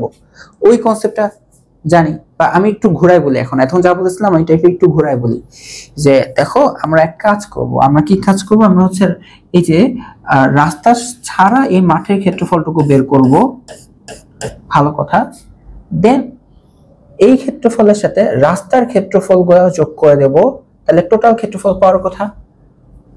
কি বলছি, রাস্তা ছাড়া শুধুমাত্র মাঠের ক্ষেত্রফলটা বের করব, শুধুমাত্র এই মাঠের ক্ষেত্রফল বের করব, এর সাথে যোগ করব রাস্তার ক্ষেত্রফলগুলো, তাহলে টোটালটা মিলে কি বর্গের ক্ষেত্রফল, রাস্তা সহ বর্গাকার মাঠের ক্ষেত্রফল, এটা আসা উচিত। আর আমাদের মেইন ইন্টেনশন কিন্তু এই যে এইটাকে বের করা, তাই না, রাস্তা ছাড়া মাঠের ক্ষেত্রফল, রাস্তা বাদে মাঠের ক্ষেত্রফল। তো এখন তোমাকে যদি আমি বলি যে তুমি তো এটাকে ধরছো এক্স, রাস্তার বিস্তার তুমি জানো, এই পাশে 4 এই পাশে 4, তুমি আমাকে এটা বলতে পারবা কি রাস্তা বাদে মাঠের বর্গাকার মাঠের দৈর্ঘ্য কত, একটা বাহুর দৈর্ঘ্য কত?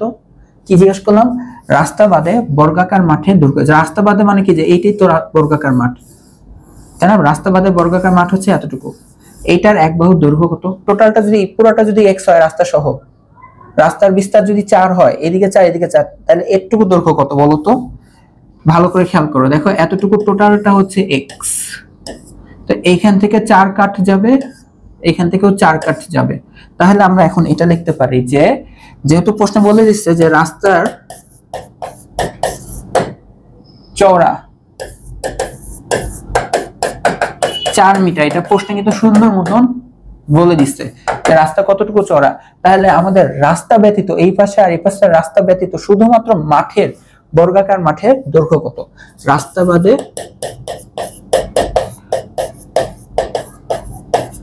বর্গাকার মাঠের দৈর্ঘ্য, তাই না, এই মাঠের দৈর্ঘ্যটা কত বা বাহুটা কত? তাহলে দেখো টোটালটা এক্স, তো এই পাশ থেকে 4 কাট হবে, এই পাশ থেকে 4 কাট হবে, অর্থাৎ আমাদের রাস্তা সহ টোটালটা এক্স, এখান থেকে এক পাশের রাস্তা বাদ যাবে 4, এই পাশ থেকেও 4 যাবে, অর্থাৎ আমরা তখন লিখতে পারবো হচ্ছে এক্স মাইনাস 8 মিটার। এটুকু বুঝছো কিনা আমাকে বলো, এই হিসাবটুকু বুঝছি না, এটা কিন্তু বোঝা খুবই ইম্পর্টেন্ট। অনেকে কিন্তু ভুল করে জাস্ট x-4 লেখে যে রাস্তা বাদ করছে, বাট রাস্তা কিন্তু দুই পাশ থেকে বাদ গেছে। চিত্রে খেয়াল করো, এই যে আমি তো একটু বলতেছি যে রাস্তা বাদে শুধুমাত্র মাঠ নিয়ে আলোচনা করতেছি, তাই না, এই যে এতটুকু দূর, তো এই দিকে দেখো যে চিত্র 4, এদিকে চিত্র 4, তাহলে টোটাল x থেকে এখান থেকে 4 বিয়োগ হবে, এখান থেকে 4 বিয়োগ হবে, তো x থেকে 4 বিয়োগ আবার 4 বিয়োগ, তাহলে ডাইরেক্ট লেখা যায় x-8 মিটার। তাহলে আমরা রাস্তা বাদে শুধুমাত্র এই যে এই ক্ষেত্রফলটুকু এখন বের করতে পারবো, যে x-8 হোল স্কয়ার। তাহলে আমরা এখন লিখতে পারি যে সুতরাং রাস্তা বাদে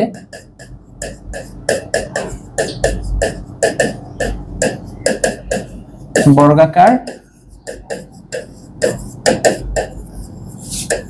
মাঠের ক্ষেত্রফল এটা কি হবে বলতো x - 8 হোল স্কয়ার এত বর্গ মিটার। ঠিক আছে না? ঠিক আছে না? এখন তুমিই বলো কি বলবো বলো, অনেক কিছু বলবা, তুমিই বলো। এই যে রাস্তা বাদে মাঠের ক্ষেত্রফল,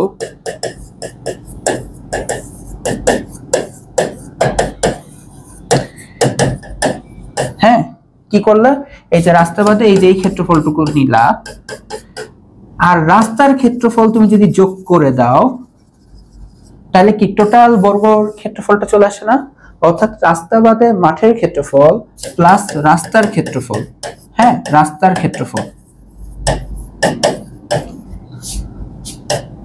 ইকুয়াল টু কি হবে? রাস্তা সহ মাঠের ক্ষেত্রফল না, বর্গাকার মাঠের ক্ষেত্রফল। আমি একটু সংক্ষেপে লিখলাম। এখন দেখো তুমি বলছো রাস্তা বাদে মাঠের ক্ষেত্রফল, এই যে রাস্তা বাদে বর্গাকার মাঠের দৈর্ঘ্য যেহেতু এত, তুমি বলছো যে রাস্তা বাদে বর্গাকার মাঠের ক্ষেত্রফল হচ্ছে x - 8 হোল স্কয়ার, অর্থাৎ x - 8 হোল স্কয়ার। আবার প্রশ্নে বলা হচ্ছে রাস্তার ক্ষেত্রফল, দেখো বলা হচ্ছে যদি রাস্তার ক্ষেত্রফল 1 হেক্টর মানে 10,000 বর্গমিটার হয়, অর্থাৎ 10,000 বর্গমিটার, এই যে রাস্তা বাদে মাঠের ক্ষেত্রফল প্লাস রাস্তার ক্ষেত্রফল ইকুয়াল টু কি হবে? রাস্তা সহ মাঠের ক্ষেত্রফল টোটালটা। আর আমরা বলছি যে টোটালটা হচ্ছে রাস্তা সহ, যে রাস্তা সহ বর্গাকার মাঠের ক্ষেত্রফল হচ্ছে x স্কয়ার। তো এইটা হচ্ছে কি আমাদের x স্কয়ার। দেখো এই হিসাবটুকু বুঝছো কিনা? রাস্তা বাদে মাঠের ক্ষেত্রফল, রাস্তা সহ ক্ষেত্রফল, রাস্তা ক্ষেত্রফল যোগ করলে কি হবে? রাস্তা সহ মাঠের ক্ষেত্রফল। সিম্পল, কিন্তু কোনো কমপ্লেক্সিটি এখানে আসে নাই। এখন দেখো এটা তোমাকে একটু সলভ করতে হবে। এই সমীকরণে x ছাড়া আর কোনো চলক তো নাই, তাহলে এখান থেকে সমাধান বের করা যাবে। যেমন এটা লেখা যাবে কি x square a - b whole স্কয়ারের সূত্র, তাহলে a স্কয়ার - 2ab, তো -2ab এটা হয়ে যাবে 16x প্লাস b স্কয়ার মানে 64 প্লাস হয়ে যাবে কত বলতো 10,000 ইকুয়াল টু x স্কয়ার। তো একটু হিসাব যদি ফাস্ট করি তো x স্কয়ার এর পাশে আসলে কি হয়ে যাবে বলতো? বিয়োগ হয়ে যাবে, তাই না? কি হয়ে যাবে বলতো? বিয়োগ হয়ে যাবে। তাহলে আমি যদি একটু ডাইরেক্ট লিখি, ডাইরেক্ট লিখলে তোমার বোনকে রাগ করো, তাহলে x স্কয়ার এটা পাশে আসলো -x স্কয়ার, এই -16x কে এই পাশে নিয়ে যাই, আর এই যে এতটুকুকে যোগ করে কি লেখা যায়? 10064, 10,064 ইকুয়াল টু কি লেখা যাবে? 16x। এই x স্কয়ার কাটাকাটি যায়, তাহলে x ইকুয়াল টু কি লেখা যাবে? যে 10,064/16, এই মানটা কত আসে? 10,064/16,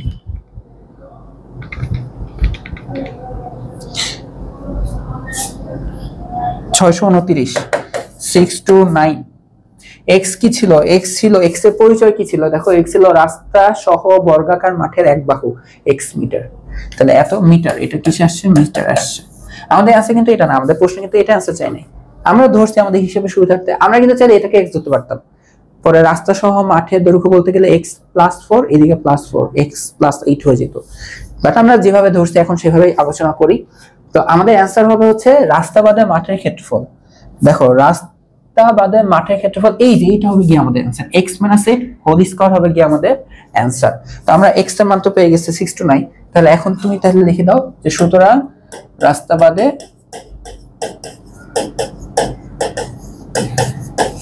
মাঠের ক্ষেত্রফল, যেটা আমাদের প্রশ্ন চাচ্ছিল আমরা সেটা এখন পেয়ে গেছি যে x - 8 হোল স্কয়ার, তাই না? x - 8 হোল স্কয়ার, x এর মান হবে 629,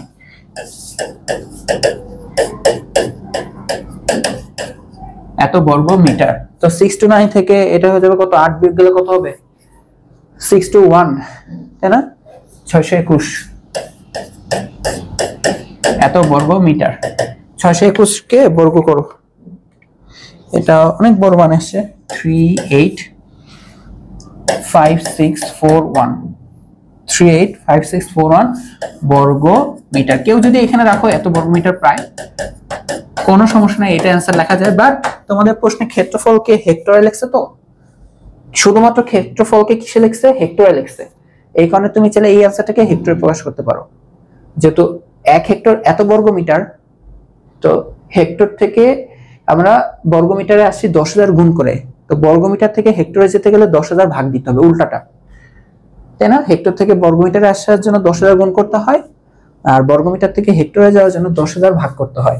তাহলে এই ডিজিটটাকে যদি আমরা এই যে 385641 এটাকে যদি 10,000 দিয়ে ভাগ দিই তাহলে এটা হয়ে যাবে হেক্টর। তাহলে এটা দেখো, এটাকে 10,000 দিয়ে ভাগ দাও তাহলে 38.56 লেখা যায়, এত হেক্টর প্রায়। মেইন কথা তোমরা কনসেপ্টটা বুঝছো কিনা, যে আমি পুরোটাকে x ধরছি, তাহলে রাস্তার তো বিস্তার দেওয়া, বিস্তার মানে রাস্তা কতটুকু চওড়া সেটা দেওয়া, তাহলে রাস্তা বাদেরটা কি হবে, এটাকে x -4 -8। আমি চাইলে কিন্তু এই অঙ্ক এভাবে করতে পারতাম। দেখো আমি কিন্তু অঙ্ক এভাবে করতে পারতাম যে এই যে রাস্তা ছাড়া মাঠেরটাকে x ধরতে পারতাম, তাহলে রাস্তা সহ মাঠের দৈর্ঘ্য হবে x +4 মানে এদিককার 4 এদিককার 4, তাহলে হতো x +8। তখন আবার সেম তুমি যে কথাটা লিখতা যে রাস্তা বাদে মাঠের ক্ষেত্রফল প্লাস রাস্তার ক্ষেত্রফল ইকুয়াল টু রাস্তা সহ মাঠের ক্ষেত্রফল, তাই না? শুধু মাঠ প্লাস রাস্তা ইকুয়াল টু রাস্তা সহ মাঠ। ইকুয়েশন একই বসাও, দেখবা অ্যান্সার x এর মান ডিফারেন্ট আসবে, বাট আমার যে ক্ষেত্রফলটা, মাঠের ক্ষেত্রফলটা, ওইটা এটি আসতে বাধ্য। বুঝা গেছে? x কেন? কারণ আমি এইখানে x ধরছি রাস্তা সহ, আর অন্যটাতে x ধরতেছি রাস্তা ছাড়া, তো x এর মান ডিফারেন্ট আসবে, বাট ওভারঅল অ্যান্সারটা একই আসবে। আই হোপ তোমরা এটা বুঝতে পারছো, নিজেদের মতন করবা, কোনো প্যারা নাই। হ্যাঁ, এখন দেখো অনুশীলনী তোমাদের 16.2 এর অনুশীলনী 2 নম্বর প্রশ্নটা, যে একটি জমির দৈর্ঘ্য, দেখো জমির দৈর্ঘ্য 80 মিটার আর প্রস্থ 60 মিটার, যেহেতু দৈর্ঘ্য প্রস্থ বলছে এটা আয়তাকার।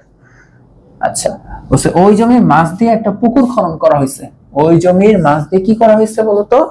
একটা পুকুর খনন করা হলো। যদি পুকুরের প্রত্যেক পাড়ের বিস্তার 4 মিটার হয়, তবে পুকুরের পাড়ের ক্ষেত্রফল নির্ণয় করো। এই একই টাইপের অঙ্ক, ঠিক আছে? একই টাইপের অঙ্ক। তুমি একটু ইমাজিন করো, জাস্ট তোমার কাছে একটা কি আছে বলতো? একটা জমি আছে 80 মিটার, প্রস্থ 60 মিটার, এই আয়তাকার আমরা জমি চিন্তা করলাম, ঠিক আছে? এই দেখো তোমাকে দৈর্ঘ্য প্রস্থ দিয়ে দিচ্ছে, তার মানে এই টেনশন তোমাকে করতে হবে না যে দৈর্ঘ্য x নাকি এটাকে কোনটাকে x ধরবো। তো একটা হচ্ছে 80 মিটার, এগুলো বাংলায় লিখবা, তোমাদের জন্য এখন বাংলা সংক্ষেপে দেখো তাও চলবে। আর একটা হচ্ছে 60 মিটার, এখানেও লিখি। আচ্ছা, 80 মিটার 60 মিটার। এখন ওই জমির মাঝে একটা পুকুর খনন করা হয়েছে। তো এই যে পুকুর খোঁড়া শুরু করছে, মাটি খোঁড়া শুরু করছে, একটু পানি বের হলো, পুকুর তৈরি হয়ে গেল। তো পুকুরের প্রত্যেক পাড়ের বিস্তার 4 মিটার। তো এই যে ধরো পানি, হ্যাঁ, প্রত্যেক পাড়ের বিস্তার 4 মিটার দিয়ে কি বুঝাইছে জানো? অর্থাৎ এই যে এই লেন্থটুকু হচ্ছে 4 মিটার, এই যে এখান থেকে পুকুরের এগুলো হচ্ছে 4 মিটার করে করে, ঠিক আছে? এখন বলছে যে পুকুরের পাড়ের ক্ষেত্রফল কত?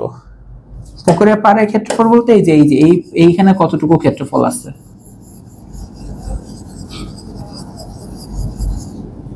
বুঝা গেছে? তাহলে আমরা এটা কিভাবে করব?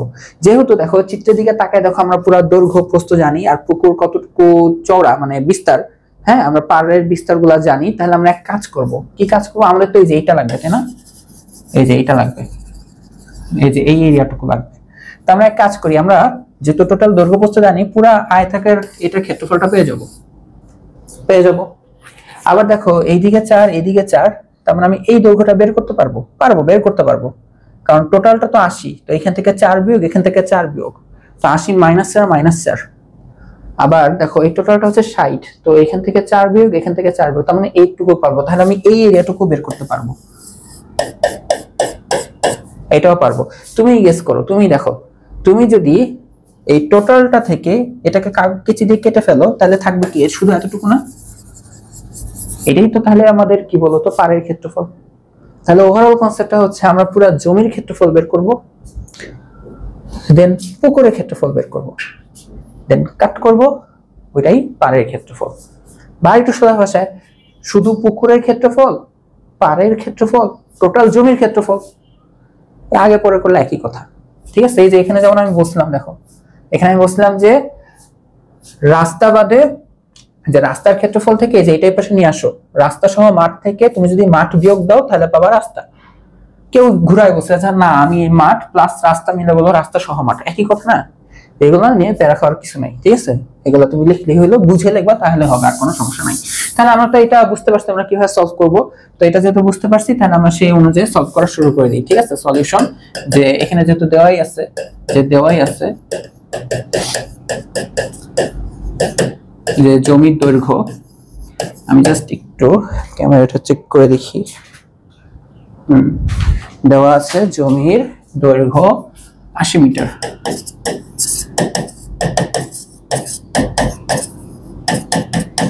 ঠিক আছে, আর হচ্ছে প্রস্থ 60 মিটার। তাহলে আমরা কিন্তু পুরো জমির ক্ষেত্রফলটা পেয়ে যেতে পারি।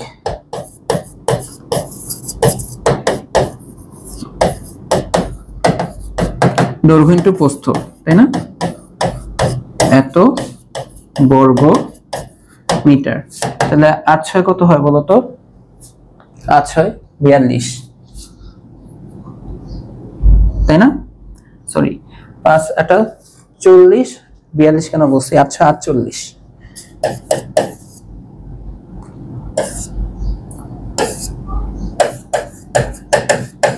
এত বর্গ মিটার। নিজের উপর চাষটিশো অনেক বেড়ে গেছে, বুঝছো? তাও একটু চেক করে দেখি। ঠিক আছে, এখন দেখো, তাহলে আমরা পুরো রাস্তার ক্ষেত্রফলটা জানি। তো এখন আমরা একটু কি করব, যেহেতু আমরা এই চওড়াগুলো জানি যে কতটুকু করে চওড়া বা প্রশস্ত, তাহলে এখন আমরা কি করব, যে পুকুরের ক্ষেত্রফলটুকু বের করে ট্রাই করবো, যে এই ক্ষেত্রফল। তো তাহলে আমাকে এই দৈর্ঘ্য জানতে হবে। তাহলে আমরা এখন লিখবো যে পুকুরের দৈর্ঘ্য, জমি না, এখন আমরা লিখবো হচ্ছে পুকুরের দৈর্ঘ্য।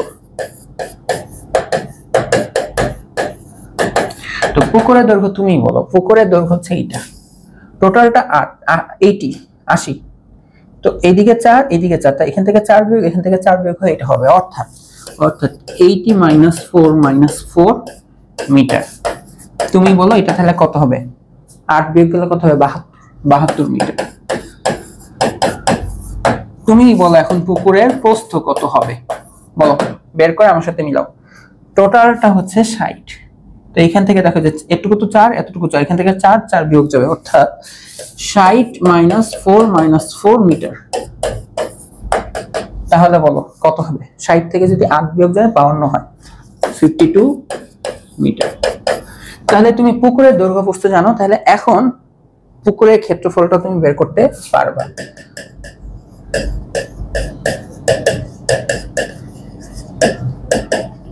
কি হবে? দৈর্ঘ্য ইনটু প্রস্থ। তো দৈর্ঘ্য 72, প্রস্থ 52।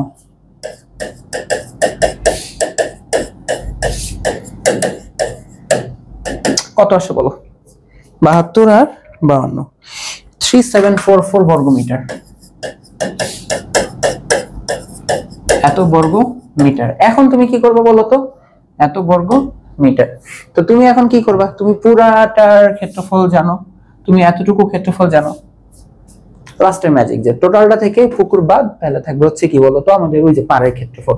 তুমি ডাইরেক্ট অ্যাকশনে যাবা, যে লিখবা যে সুতরাং পাড়ের ক্ষেত্রফল, পাড়ের ক্ষেত্রফল। এখন তোমরা বলতে পারো ভাই চিত্র আঁকা কি জরুরি? আমি বলবো হ্যাঁ, চিত্র তুমি যদি পরীক্ষার খাতায় এভাবে পেন্সিল দিয়ে আঁকো, হ্যাঁ, একদম পারফেক্টলি স্কেল দিয়ে আঁকতে হবে এমনটা না। তুমি যদি আঁকো তোমার জন্য বেটার, তোমার বুঝতে সুবিধা হবে। আর টিচারও দেখবে যে তুমি বুঝে অঙ্কটা করছো, বুঝতে পারছো? তুমি টিচারও দেখবে তুমি বুঝে অঙ্কটা করছো। ওই চিত্র আঁকা সুন্দর হওয়ার জন্য তোমাকে এক্সট্রা মার্কস দিবে না, বাট এটা খাতায় থাকলে তোমারই ভালো, তোমারই অঙ্কটা মানে ভালোভাবে সলভ হবে। হ্যাঁ, চিত্র আঁকো, এটা তোমার জন্য বেটার, চিত্র আঁকবা এখানে। তো পাড়ের ক্ষেত্রফল আমরা তাহলে কি করবো? টোটাল জমির ক্ষেত্রফল মাইনাস পুকুরের ক্ষেত্রফল। তাহলে কি লিখবো? যে জমির ক্ষেত্রফল মাইনাস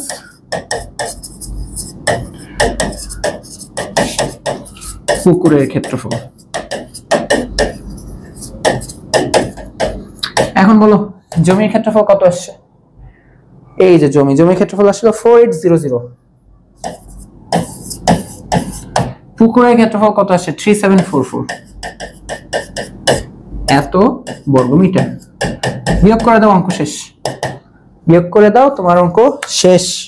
4800 মাইনাস 3744, 1056।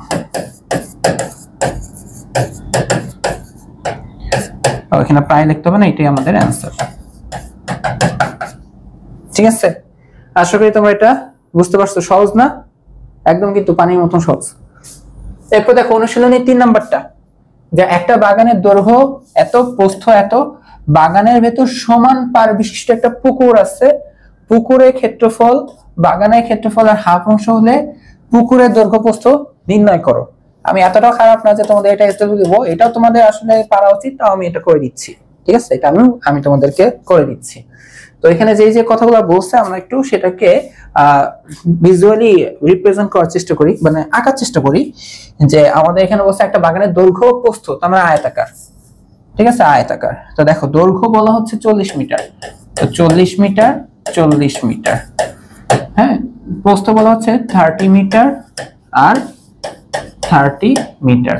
বলছে বাগানের ভেতর সমান পার বিশিষ্ট একটা পুকুর আছে বাগানের ভেতর, এটা বাগান, এটা বাগান, জমি না, আগে একটা জমি ছিল, এটা বাগান। এখন সমান পার বিশিষ্ট পুকুর আছে, তাহলে এখন আমি যদি ডাইরেক্ট পুকুর আঁকি তোমরা বুঝতে পারবা। এই যে এটা ছিল পুকুর, আর এই যে সমান পার, তাই না, যে এইটার দৈর্ঘ্য এটার দৈর্ঘ্য, এই পার এগুলা same same same same, not different. আচ্ছা, এখন পুকুর আছে, তো বলছে পুকুরের ক্ষেত্রফল বাগানের ক্ষেত্রফলের হাফ অংশ, মানে অর্ধেক। এই যে পুকুরের ক্ষেত্রফল বাগানের ক্ষেত্রফল অর্ধেক, আর সমান পার বিশিষ্ট। এতক্ষণ দেখো অঙ্কগুলাতে দেখো অনুশীলনে যে অঙ্কটা করলা, হ্যাঁ, এখানে দেখো তোমাকে এই 4 দেওয়া ছিল, এটা 4 এটা 4, মানে প্রশ্ন বলছিল সমান পার বিশিষ্ট।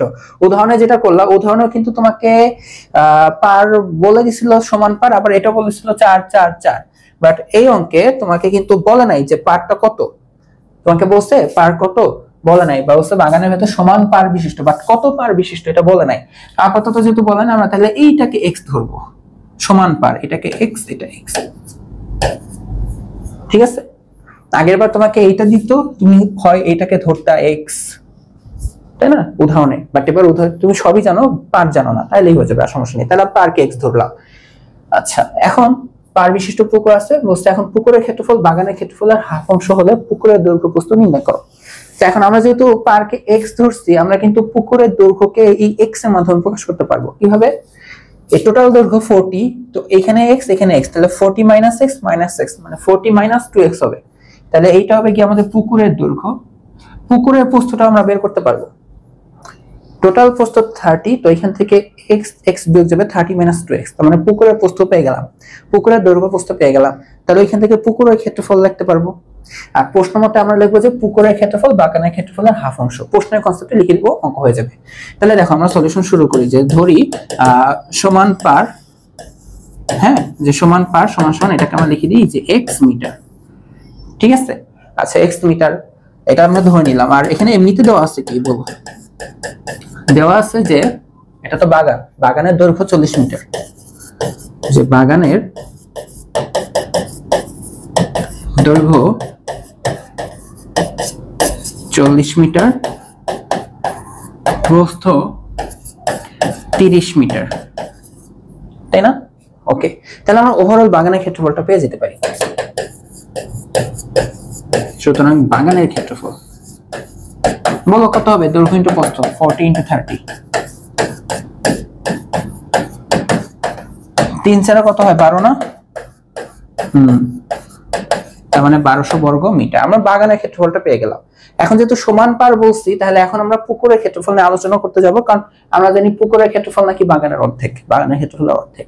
তাহলে পুকুর আমরা যেহেতু সমান পার ধরছি, তাহলে এখন আমরা লিখবো যে সুতরাং পুকুরের দৈর্ঘ্য,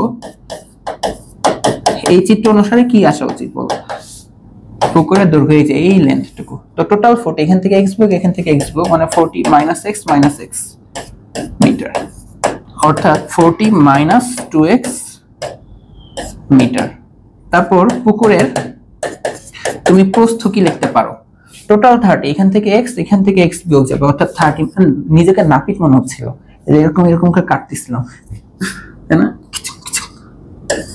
30 - x 30 - x মিটার, তাহলে 30 - 2x মিটার।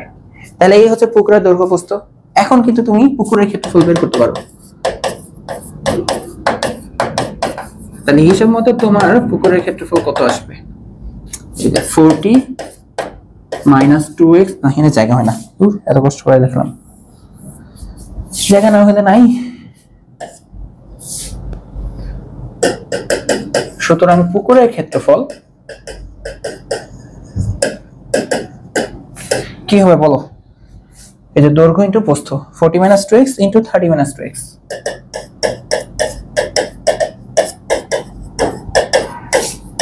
এত বর্গ মিটার, তাই না, একক তো মিটারে চলতেছিল, তাই না, হ্যাঁ মিটার, অর্থাৎ বর্গ মিটার। এখন প্রশ্নের এই লাইনটা আমরা টার্গেট করব। দেখো আমরা ইন্ডিভিজুয়ালি পুকুরের ক্ষেত্রফল জানি, বের করছি, আমরা বাগানের ক্ষেত্রফল জানি, তো প্রশ্ন হচ্ছে পুকুরের ক্ষেত্রফল বাগানের ক্ষেত্রফলের হাফ অংশ, না পুকুরের যে ক্ষেত্রফল সেটা হচ্ছে বাগানের হাফ, তার মানে বাগানেরটার সাথে 1/2 গুণ হবে। তাহলে এখন আমরা এখানে লিখব যে প্রশ্ন মতে যে পুকুরের ক্ষেত্রফল যেটা আসছে 40 - 2x, তারপর 30 - 2x, এই যে পুকুরের ক্ষেত্রফল ইকুয়াল টু বাগানের ক্ষেত্রফল হচ্ছে 1200, তাহলে 1200 এর মানে গুণ মানে আর 1/2 অংশ মানে 1/2 গুণ হবে। পুকুরের ক্ষেত্রফল বাগানের 1/2 অংশ। এখন এটা সলভ করা তোমার অঙ্ক শেষ। তাহলে অঙ্ক কিভাবে সলভ করবা? 3 × 4 = 12, তাই না? 40 × 30 মিলে 3 × 4 = 1200, -40 × 2 = 80, 80x, -30 × 2 = 60, 60x, minus plus 4x², তো এটা দিয়ে কাটলে যাবে 600, তাই না? এখন ওই যে 4x² আছে, তো তোমার কাছে আছে 8 আচ্ছা মিলে 14 -140x, তো 1200 আর 600 কাটাকাটি পরে তোমার কাছে এখানে থাকবে পজিটিভ 600। এটা তুমি এখন 4 দিয়ে ভাগ দিয়ে মিডল টার্ম করতে পারো, ক্যালকুলেটরে করতে পারো, তুমি করলেই হইছে ভাই, কোনো সমস্যা নেই। তোমার টিচার এখানে এসে এত ধরবে না, ঠিক আছে? যেমন আমি একটু ফাঁকিবাজ টাইপের, আমি ক্যালকুলেটর ছাড়া অঙ্ক পারি, আমি কিন্তু ডিওতে আমি কিন্তু ম্যাথে ফুল মার্কস পেয়ে চান্স পেয়েছি ক্যালকুলেটর ছাড়া, বুঝছো? আচ্ছা, বাট এখন ফাঁকিবাজি করব। তাহলে দেখো 5-3, বাট এতটাও এক্সপার্ট না যে অঙ্ক দেখলে আমি আনসার বলতে পারি এরকম টার্মে। 4, তারপর হচ্ছে -140, এরপরটা হচ্ছে 600, তো একটা মান আছে 30 আর একটা মান আসছে হচ্ছে 5।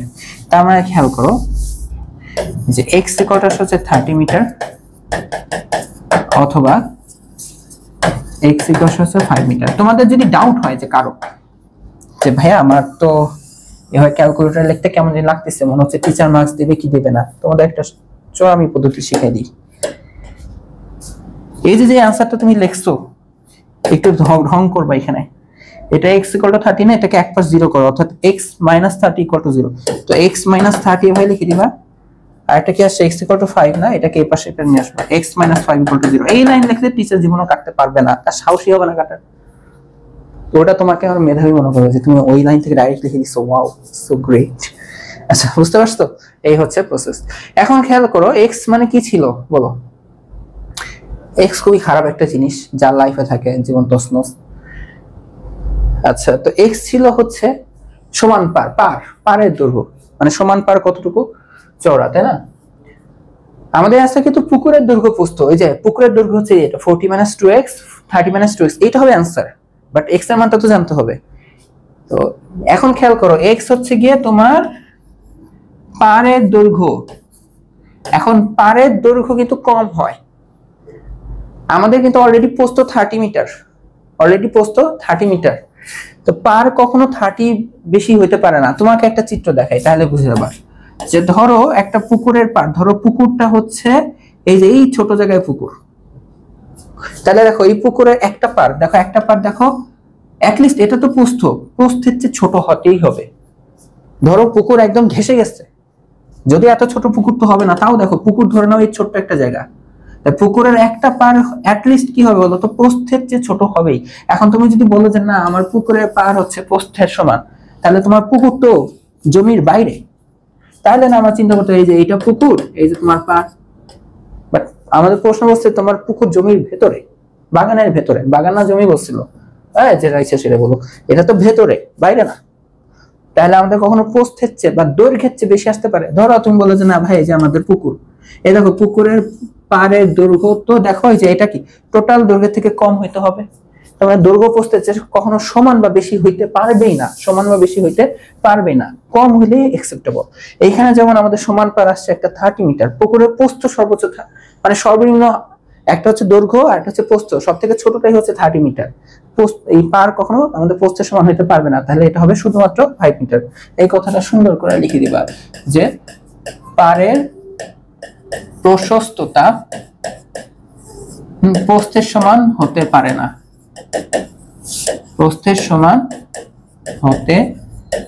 না, সবাই সবকিছু হইতে পারে না। সুতরাং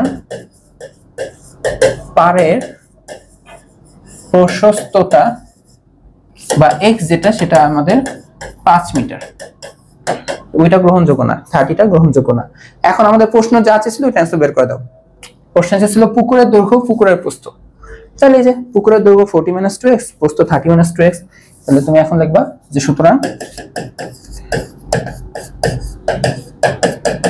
পুকুরের দৈর্ঘ্য ইকুয়াল টু হচ্ছে 40 - 2x, x এর মান তো জানো 5,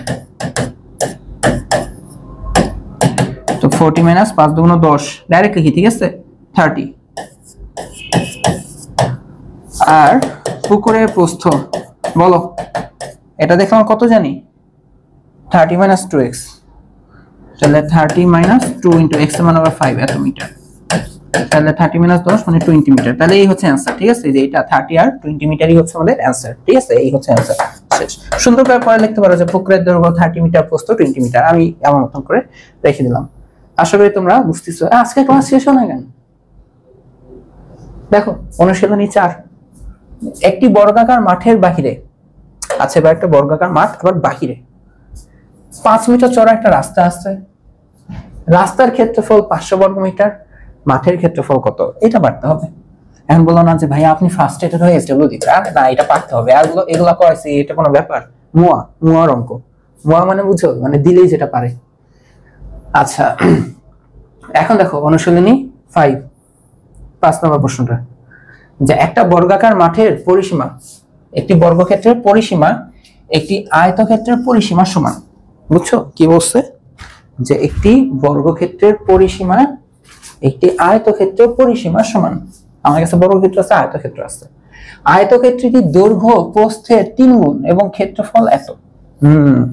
তার মানে আমরা কিন্তু এই যে আয়তক্ষেত্রের দৈর্ঘ্য যে প্রস্থের 3 গুণ, প্রস্থ আমরা x ধরলে দৈর্ঘ্য পেয়ে যাবো কত? 3x। ওইখানে আমরা ক্ষেত্রফলের সূত্র ইউজ করবো যে 3x * x = এটা। এখান থেকে আমরা কিন্তু আয়তক্ষেত্রের দৈর্ঘ্য প্রস্থ পেয়ে যাব। আয়তক্ষেত্রের দৈর্ঘ্য প্রস্থ পেয়ে গেলে আয়তক্ষেত্রের পরিসীমা পেয়ে যাব। আয়তক্ষেত্রের পরিসীমা পেয়ে গেলে বর্গক্ষেত্রের পরিসীমাটা পেয়ে যাব। এখন কথা হচ্ছে বর্গক্ষেত্রের পরিসীমা দিয়ে করবোটা কি? দেখি সামনে পড়ি। বলছে প্রতিটি 40 সেন্টিমিটার বর্গাকার পাথর দিয়ে বর্গক্ষেত্রটি বাঁধতে কয়টি পাথর লাগবে? ও আচ্ছা, এই যে দেখো তোমার কাছে বর্গ না, এখানে এখন কি করবা তুমি? পাথর বসাবা, টাইলস মনে করতে পারো, পাথরকে টাইলস। তো টাইলস যে বসাবা, তো টাইলসও আবার বর্গাকার, টাইলস নিজেও কি বর্গাকার। তো বর্গাকার মানে কি টাইলসের একটা ক্ষেত্রফল আছে, ও মানে একটা জায়গা দখল করবে পুরো বর্গক্ষেত্রে। তো এখন হচ্ছে কয়টা বর্গ মানে কয়টা টাইলস তোমার এখানে লাগবে, বুঝছো? তার মানে তোমার টোটাল কতটুকু জায়গা তো লাগবে। তো তুমি যদি এটা জানো একটা টাইলসের ক্ষেত্রফল কত, সেটা যদি জানো, তাহলে তুমি কথা ধরো আমি বললাম যে এটা ক্ষেত্রফল হচ্ছে পুরা, হ্যাঁ এটা ক্ষেত্রফল হচ্ছে ধরো 100 বর্গ মিটার, কথা। আর তুমি জানো যে তোমার টাইলসের ক্ষেত্রফল হচ্ছে 5 বর্গ মিটার, তাহলে কয়টা টাইলস লাগবে? তো বাচ্চাদের ঐকিক নিয়ম যে 5 বর্গ মিটার জায়গা দখল করে একটি টাইলস, 1 বর্গ মিটার জায়গা দখল করে 1/5টি টাইলস, 100 বর্গ মিটার জায়গা দখল করবে 100/5টি টাইলস। এত এভাবে আমি দেখাইলাম, বাট আলটিমেটলি এখানে হচ্ছে মেন লাইনটাই যেটা। তাহলে আমরা কি করব? 100 হচ্ছে টোটাল বর্গক্ষেত্রের ক্ষেত্রফল, টোটাল বর্গক্ষেত্রের ক্ষেত্রফল, হ্যাঁ বর্গক্ষেত্রের মানে যেই জায়গাটাতে আমি পুরো টাইলস বসাইতেছি পুরোটার ক্ষেত্রফলটা, হ্যাঁ মোট ক্ষেত্রফলটা, বর্গক্ষেত্রের ক্ষেত্রফল ডিভাইডেড বাই 5 হচ্ছে কি বলতো? 5 হচ্ছে যে বর্গ মিটার মানে পাথর বা টাইলস এর ক্ষেত্রফল। তার মানে এখানে পাথর লেখছে, তার মানে হচ্ছে পাথরের ক্ষেত্রফল। এটাই হচ্ছে কি পাথর সংখ্যা। এই যে কয়টা পাথর লাগবে না, সেই হচ্ছে এটা হচ্ছে অ্যানসার। তার মানে আমরা টোটাল ক্ষেত্রফলটা বের করতে হবে, আমাদের বের করা লাগবে। পাথরের ক্ষেত্রফল আমরা তো দিয়ে দিছে, পাথর বর্গাকার 40 সেন্টিমিটার দৈর্ঘ্য, এটা পেয়ে যাব, ভাগ দিয়ে দেবো, এটাই হচ্ছে অ্যানসার। তাহলে আমাদের মেইন ইন্টেনশন হচ্ছে আগে বর্গের ক্ষেত্রফল বের করতে হবে, তাই না? ওকে, বর্গের ক্ষেত্রফল বের করতে হবে। তো বর্গের ক্ষেত্রফলের জন্য আমার বর্গের বাহু জানতে হবে, বাট বর্গের বাহু দেয় নাই, ঘুরায় পেছে রাখছে আয়তক্ষেত্রের পরিসীমা সমান। ওই আয়তক্ষেত্রে আবার ছু মন্ত্রের ছু দেখছো? আচ্ছা, তো ওই আয়তক্ষেত্রে আবার হচ্ছে দৈর্ঘ্য প্রস্থ না দিয়ে ঘুরায় পেঁচাই দিচ্ছে। তা আমরা চলো আয়তক্ষেত্রের দৈর্ঘ্য প্রস্থতে যাই, কারণ এখান থেকে পরিসীমাটা আমার লাগবে। তো এই যে দৈর্ঘ্য প্রস্থের 3 গুণ, আয়তক্ষেত্রের দৈর্ঘ্য প্রস্থের 3 গুণ, তাহলে দেখো যে ধরি যে আয়তক্ষেত্রের প্রস্থ ইকুয়াল টু x, এগুলো বর্গমিটার তাই না, এটা বর্গমিটারে, তাহলে এটাকে মিটারে লিখবো x মিটার। তাহলে আমাকে বলো আয়তক্ষেত্রের দৈর্ঘ্য কত হবে, বলো 3 গুণ মানে 3x মিটার, তাহলে এটা কত হবে 3x মিটার। তাহলে আমাকে বলো আয়তক্ষেত্রের ক্ষেত্রফল, দৈর্ঘ্য ইনটু প্রস্থ না, অর্থাৎ 3x ইনটু x, ডাইরেক্ট লিখলে কি এটা বুঝবো না, 3x ইনটু x অর্থাৎ 3x স্কয়ার বর্গ মিটার। এতটুকু বড় হচ্ছে তোমরা হইছো, এটুকু কি আমি আশা করতে পারি না? এখন প্রশ্ন মতে আমরা ডাইরেক্ট লিখে দেব যে 3x স্কয়ার ইকুয়াল টু 768, ঠিক আছে। তাহলে শুধুমাত্র x স্কয়ার ইকুয়াল টু 768/3, তাহলে x ইকুয়াল টু হবে, এটাকে বর্গমূল করে দিবা 768/3, ডাইরেক্ট ক্যালকুলেটরে মান বের করো। প্লাস মাইনাস দিচ্ছি না, মানে মাইনাসটা দিচ্ছি না, শুধু প্লাস দিচ্ছি, কারণ আমাদের দৈর্ঘ্য প্রস্থ এগুলো কখনো নেগেটিভ হইতে পারে না, এজন্য নেগেটিভ মানটা আমরা নিব না, তাই না? ওকে, তো রুট ওভার 768/3 কত আসে 16, ঠিক আছে, কত আসে 16। ওকে, তাহলে আমরা পেয়ে গেলাম এটা হচ্ছে 16 মিটার। এটা কিসের, এটা আয়তক্ষেত্রের প্রস্থ, তাহলে প্রস্থ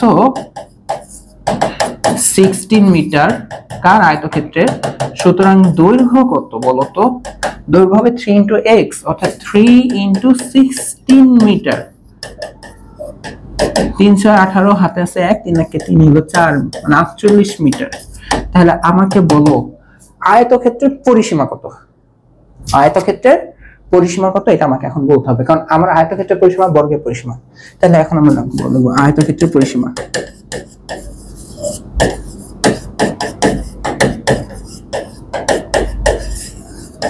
কি হবে বলতো, পরিসীমা মানে আমার চারটা বাহুর যোগফল, আয়তক্ষেত্রের দুইটা দৈর্ঘ্য দুইটা প্রস্থ, দুইটা দৈর্ঘ্য দুইটা প্রস্থ যোগ হবে, 2 কমন নিয়ে লিখলে হয়, লেখা যাবে দৈর্ঘ্য প্লাস প্রস্থ।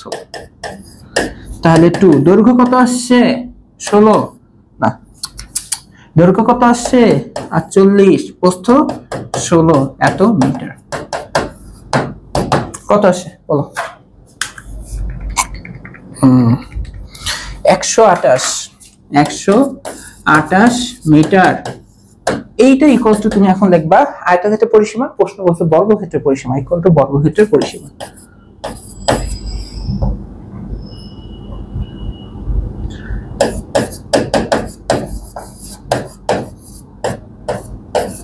ঠিক আছে, এখন দেখো বর্গক্ষেত্রে যেহেতু এটা পরিসীমা, বর্গের একটা বাহুর দৈর্ঘ্য তুমি এখন ইজিলি বের করতে পারবে। আমার বর্গের ক্ষেত্রফল লাগবে আসলে, বুঝছো?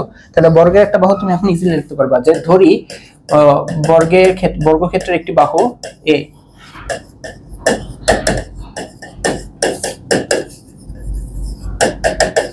তাহলে তুমি কি লিখতে পারো যে 4a, আমাদের বর্গক্ষেত্রের পরিসীমা কি চারটা বাহুর যোগফল না, a a a a equals to 4a, যোগ করলে ইকুয়ালস টু হবে হচ্ছে ডেফিনেটলি 128। তাহলে এইখান থেকে আমরা কিন্তু a এর মান পেয়ে যাব 128/4, কত আসে বলো, এটা বুঝছো বর্গের ক্ষেত্রে যে বর্গের পরিসীমা 4a ইকুয়ালস টু হবে 128, 32 এত মিটার। ঠিক আছে, তাহলে আমাকে বলো বর্গের একটা বাহু যদি জানো, তাহলে তুমি আমাকে বলো বর্গক্ষেত্রের ক্ষেত্রফল বের করতে পারবে না? বর্গক্ষেত্রের ক্ষেত্রফল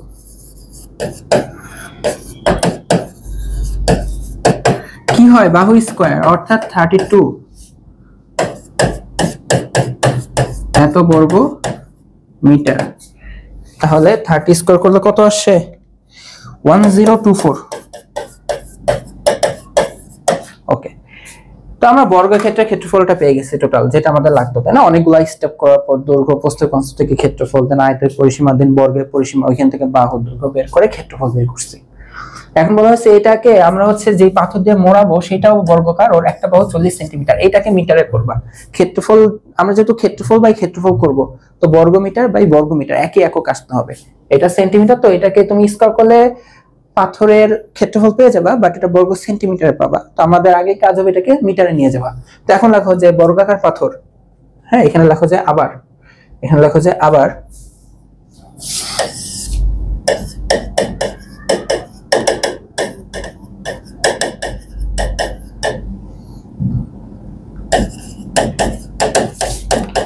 বর্গাকার পাথরের এক বাহু সমান সমান 40 সেন্টিমিটার। তো তুমি এটাকে ফার্স্ট এখন কি করবা, 40 ভাগ 100 মিটার মানে 0.4 মিটার লিখে দিবা। তাহলে দেখো যে সুতরাং এর ক্ষেত্রফল, এর মানে কি বর্গাকার পাথরের, তাই না, 0.4 হোল স্কয়ার এত বর্গ মিটার কত আসবে?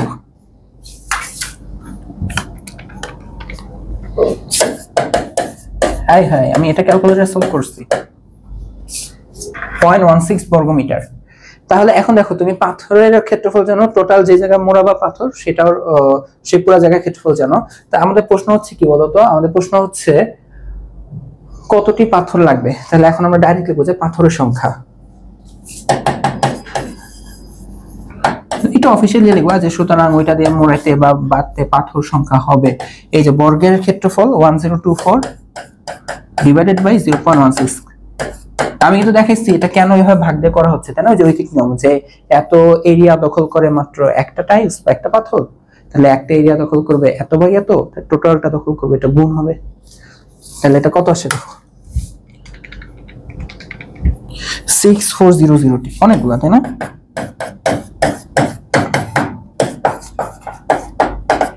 এই হচ্ছে কি আমাদের অ্যানসার। আশা করি তোমরা এই ম্যাথটা বুঝতে পারছো। এখন দেখো তোমাদের অনুশীলনীতে একটা 14 নম্বর অঙ্ক আছে, এটা সৃজনশীল প্রশ্নের মতো। এইটা এইটা হচ্ছে কি আমি করব না, তোমাদেরকে আমি দিচ্ছি নিজেদের উপর একটু ছেড়ে দিচ্ছি, এটা তোমাদের SW করে দেখাইতে হবে। কোথায় দেখাবা? স্কুল ম্যাথমেটিক্স ফেসবুক গ্রুপে। যতটা সম্ভব পারো নিজে ট্রাই করো, না পারলে বললে আমি তাহলে করে দেব, ঠিক আছে। তো আজকের ক্লাসটা এতটুকুই, দেখা হবে নেক্সট ক্লাসে। সবাইকে আল্লাহ হাফেজ।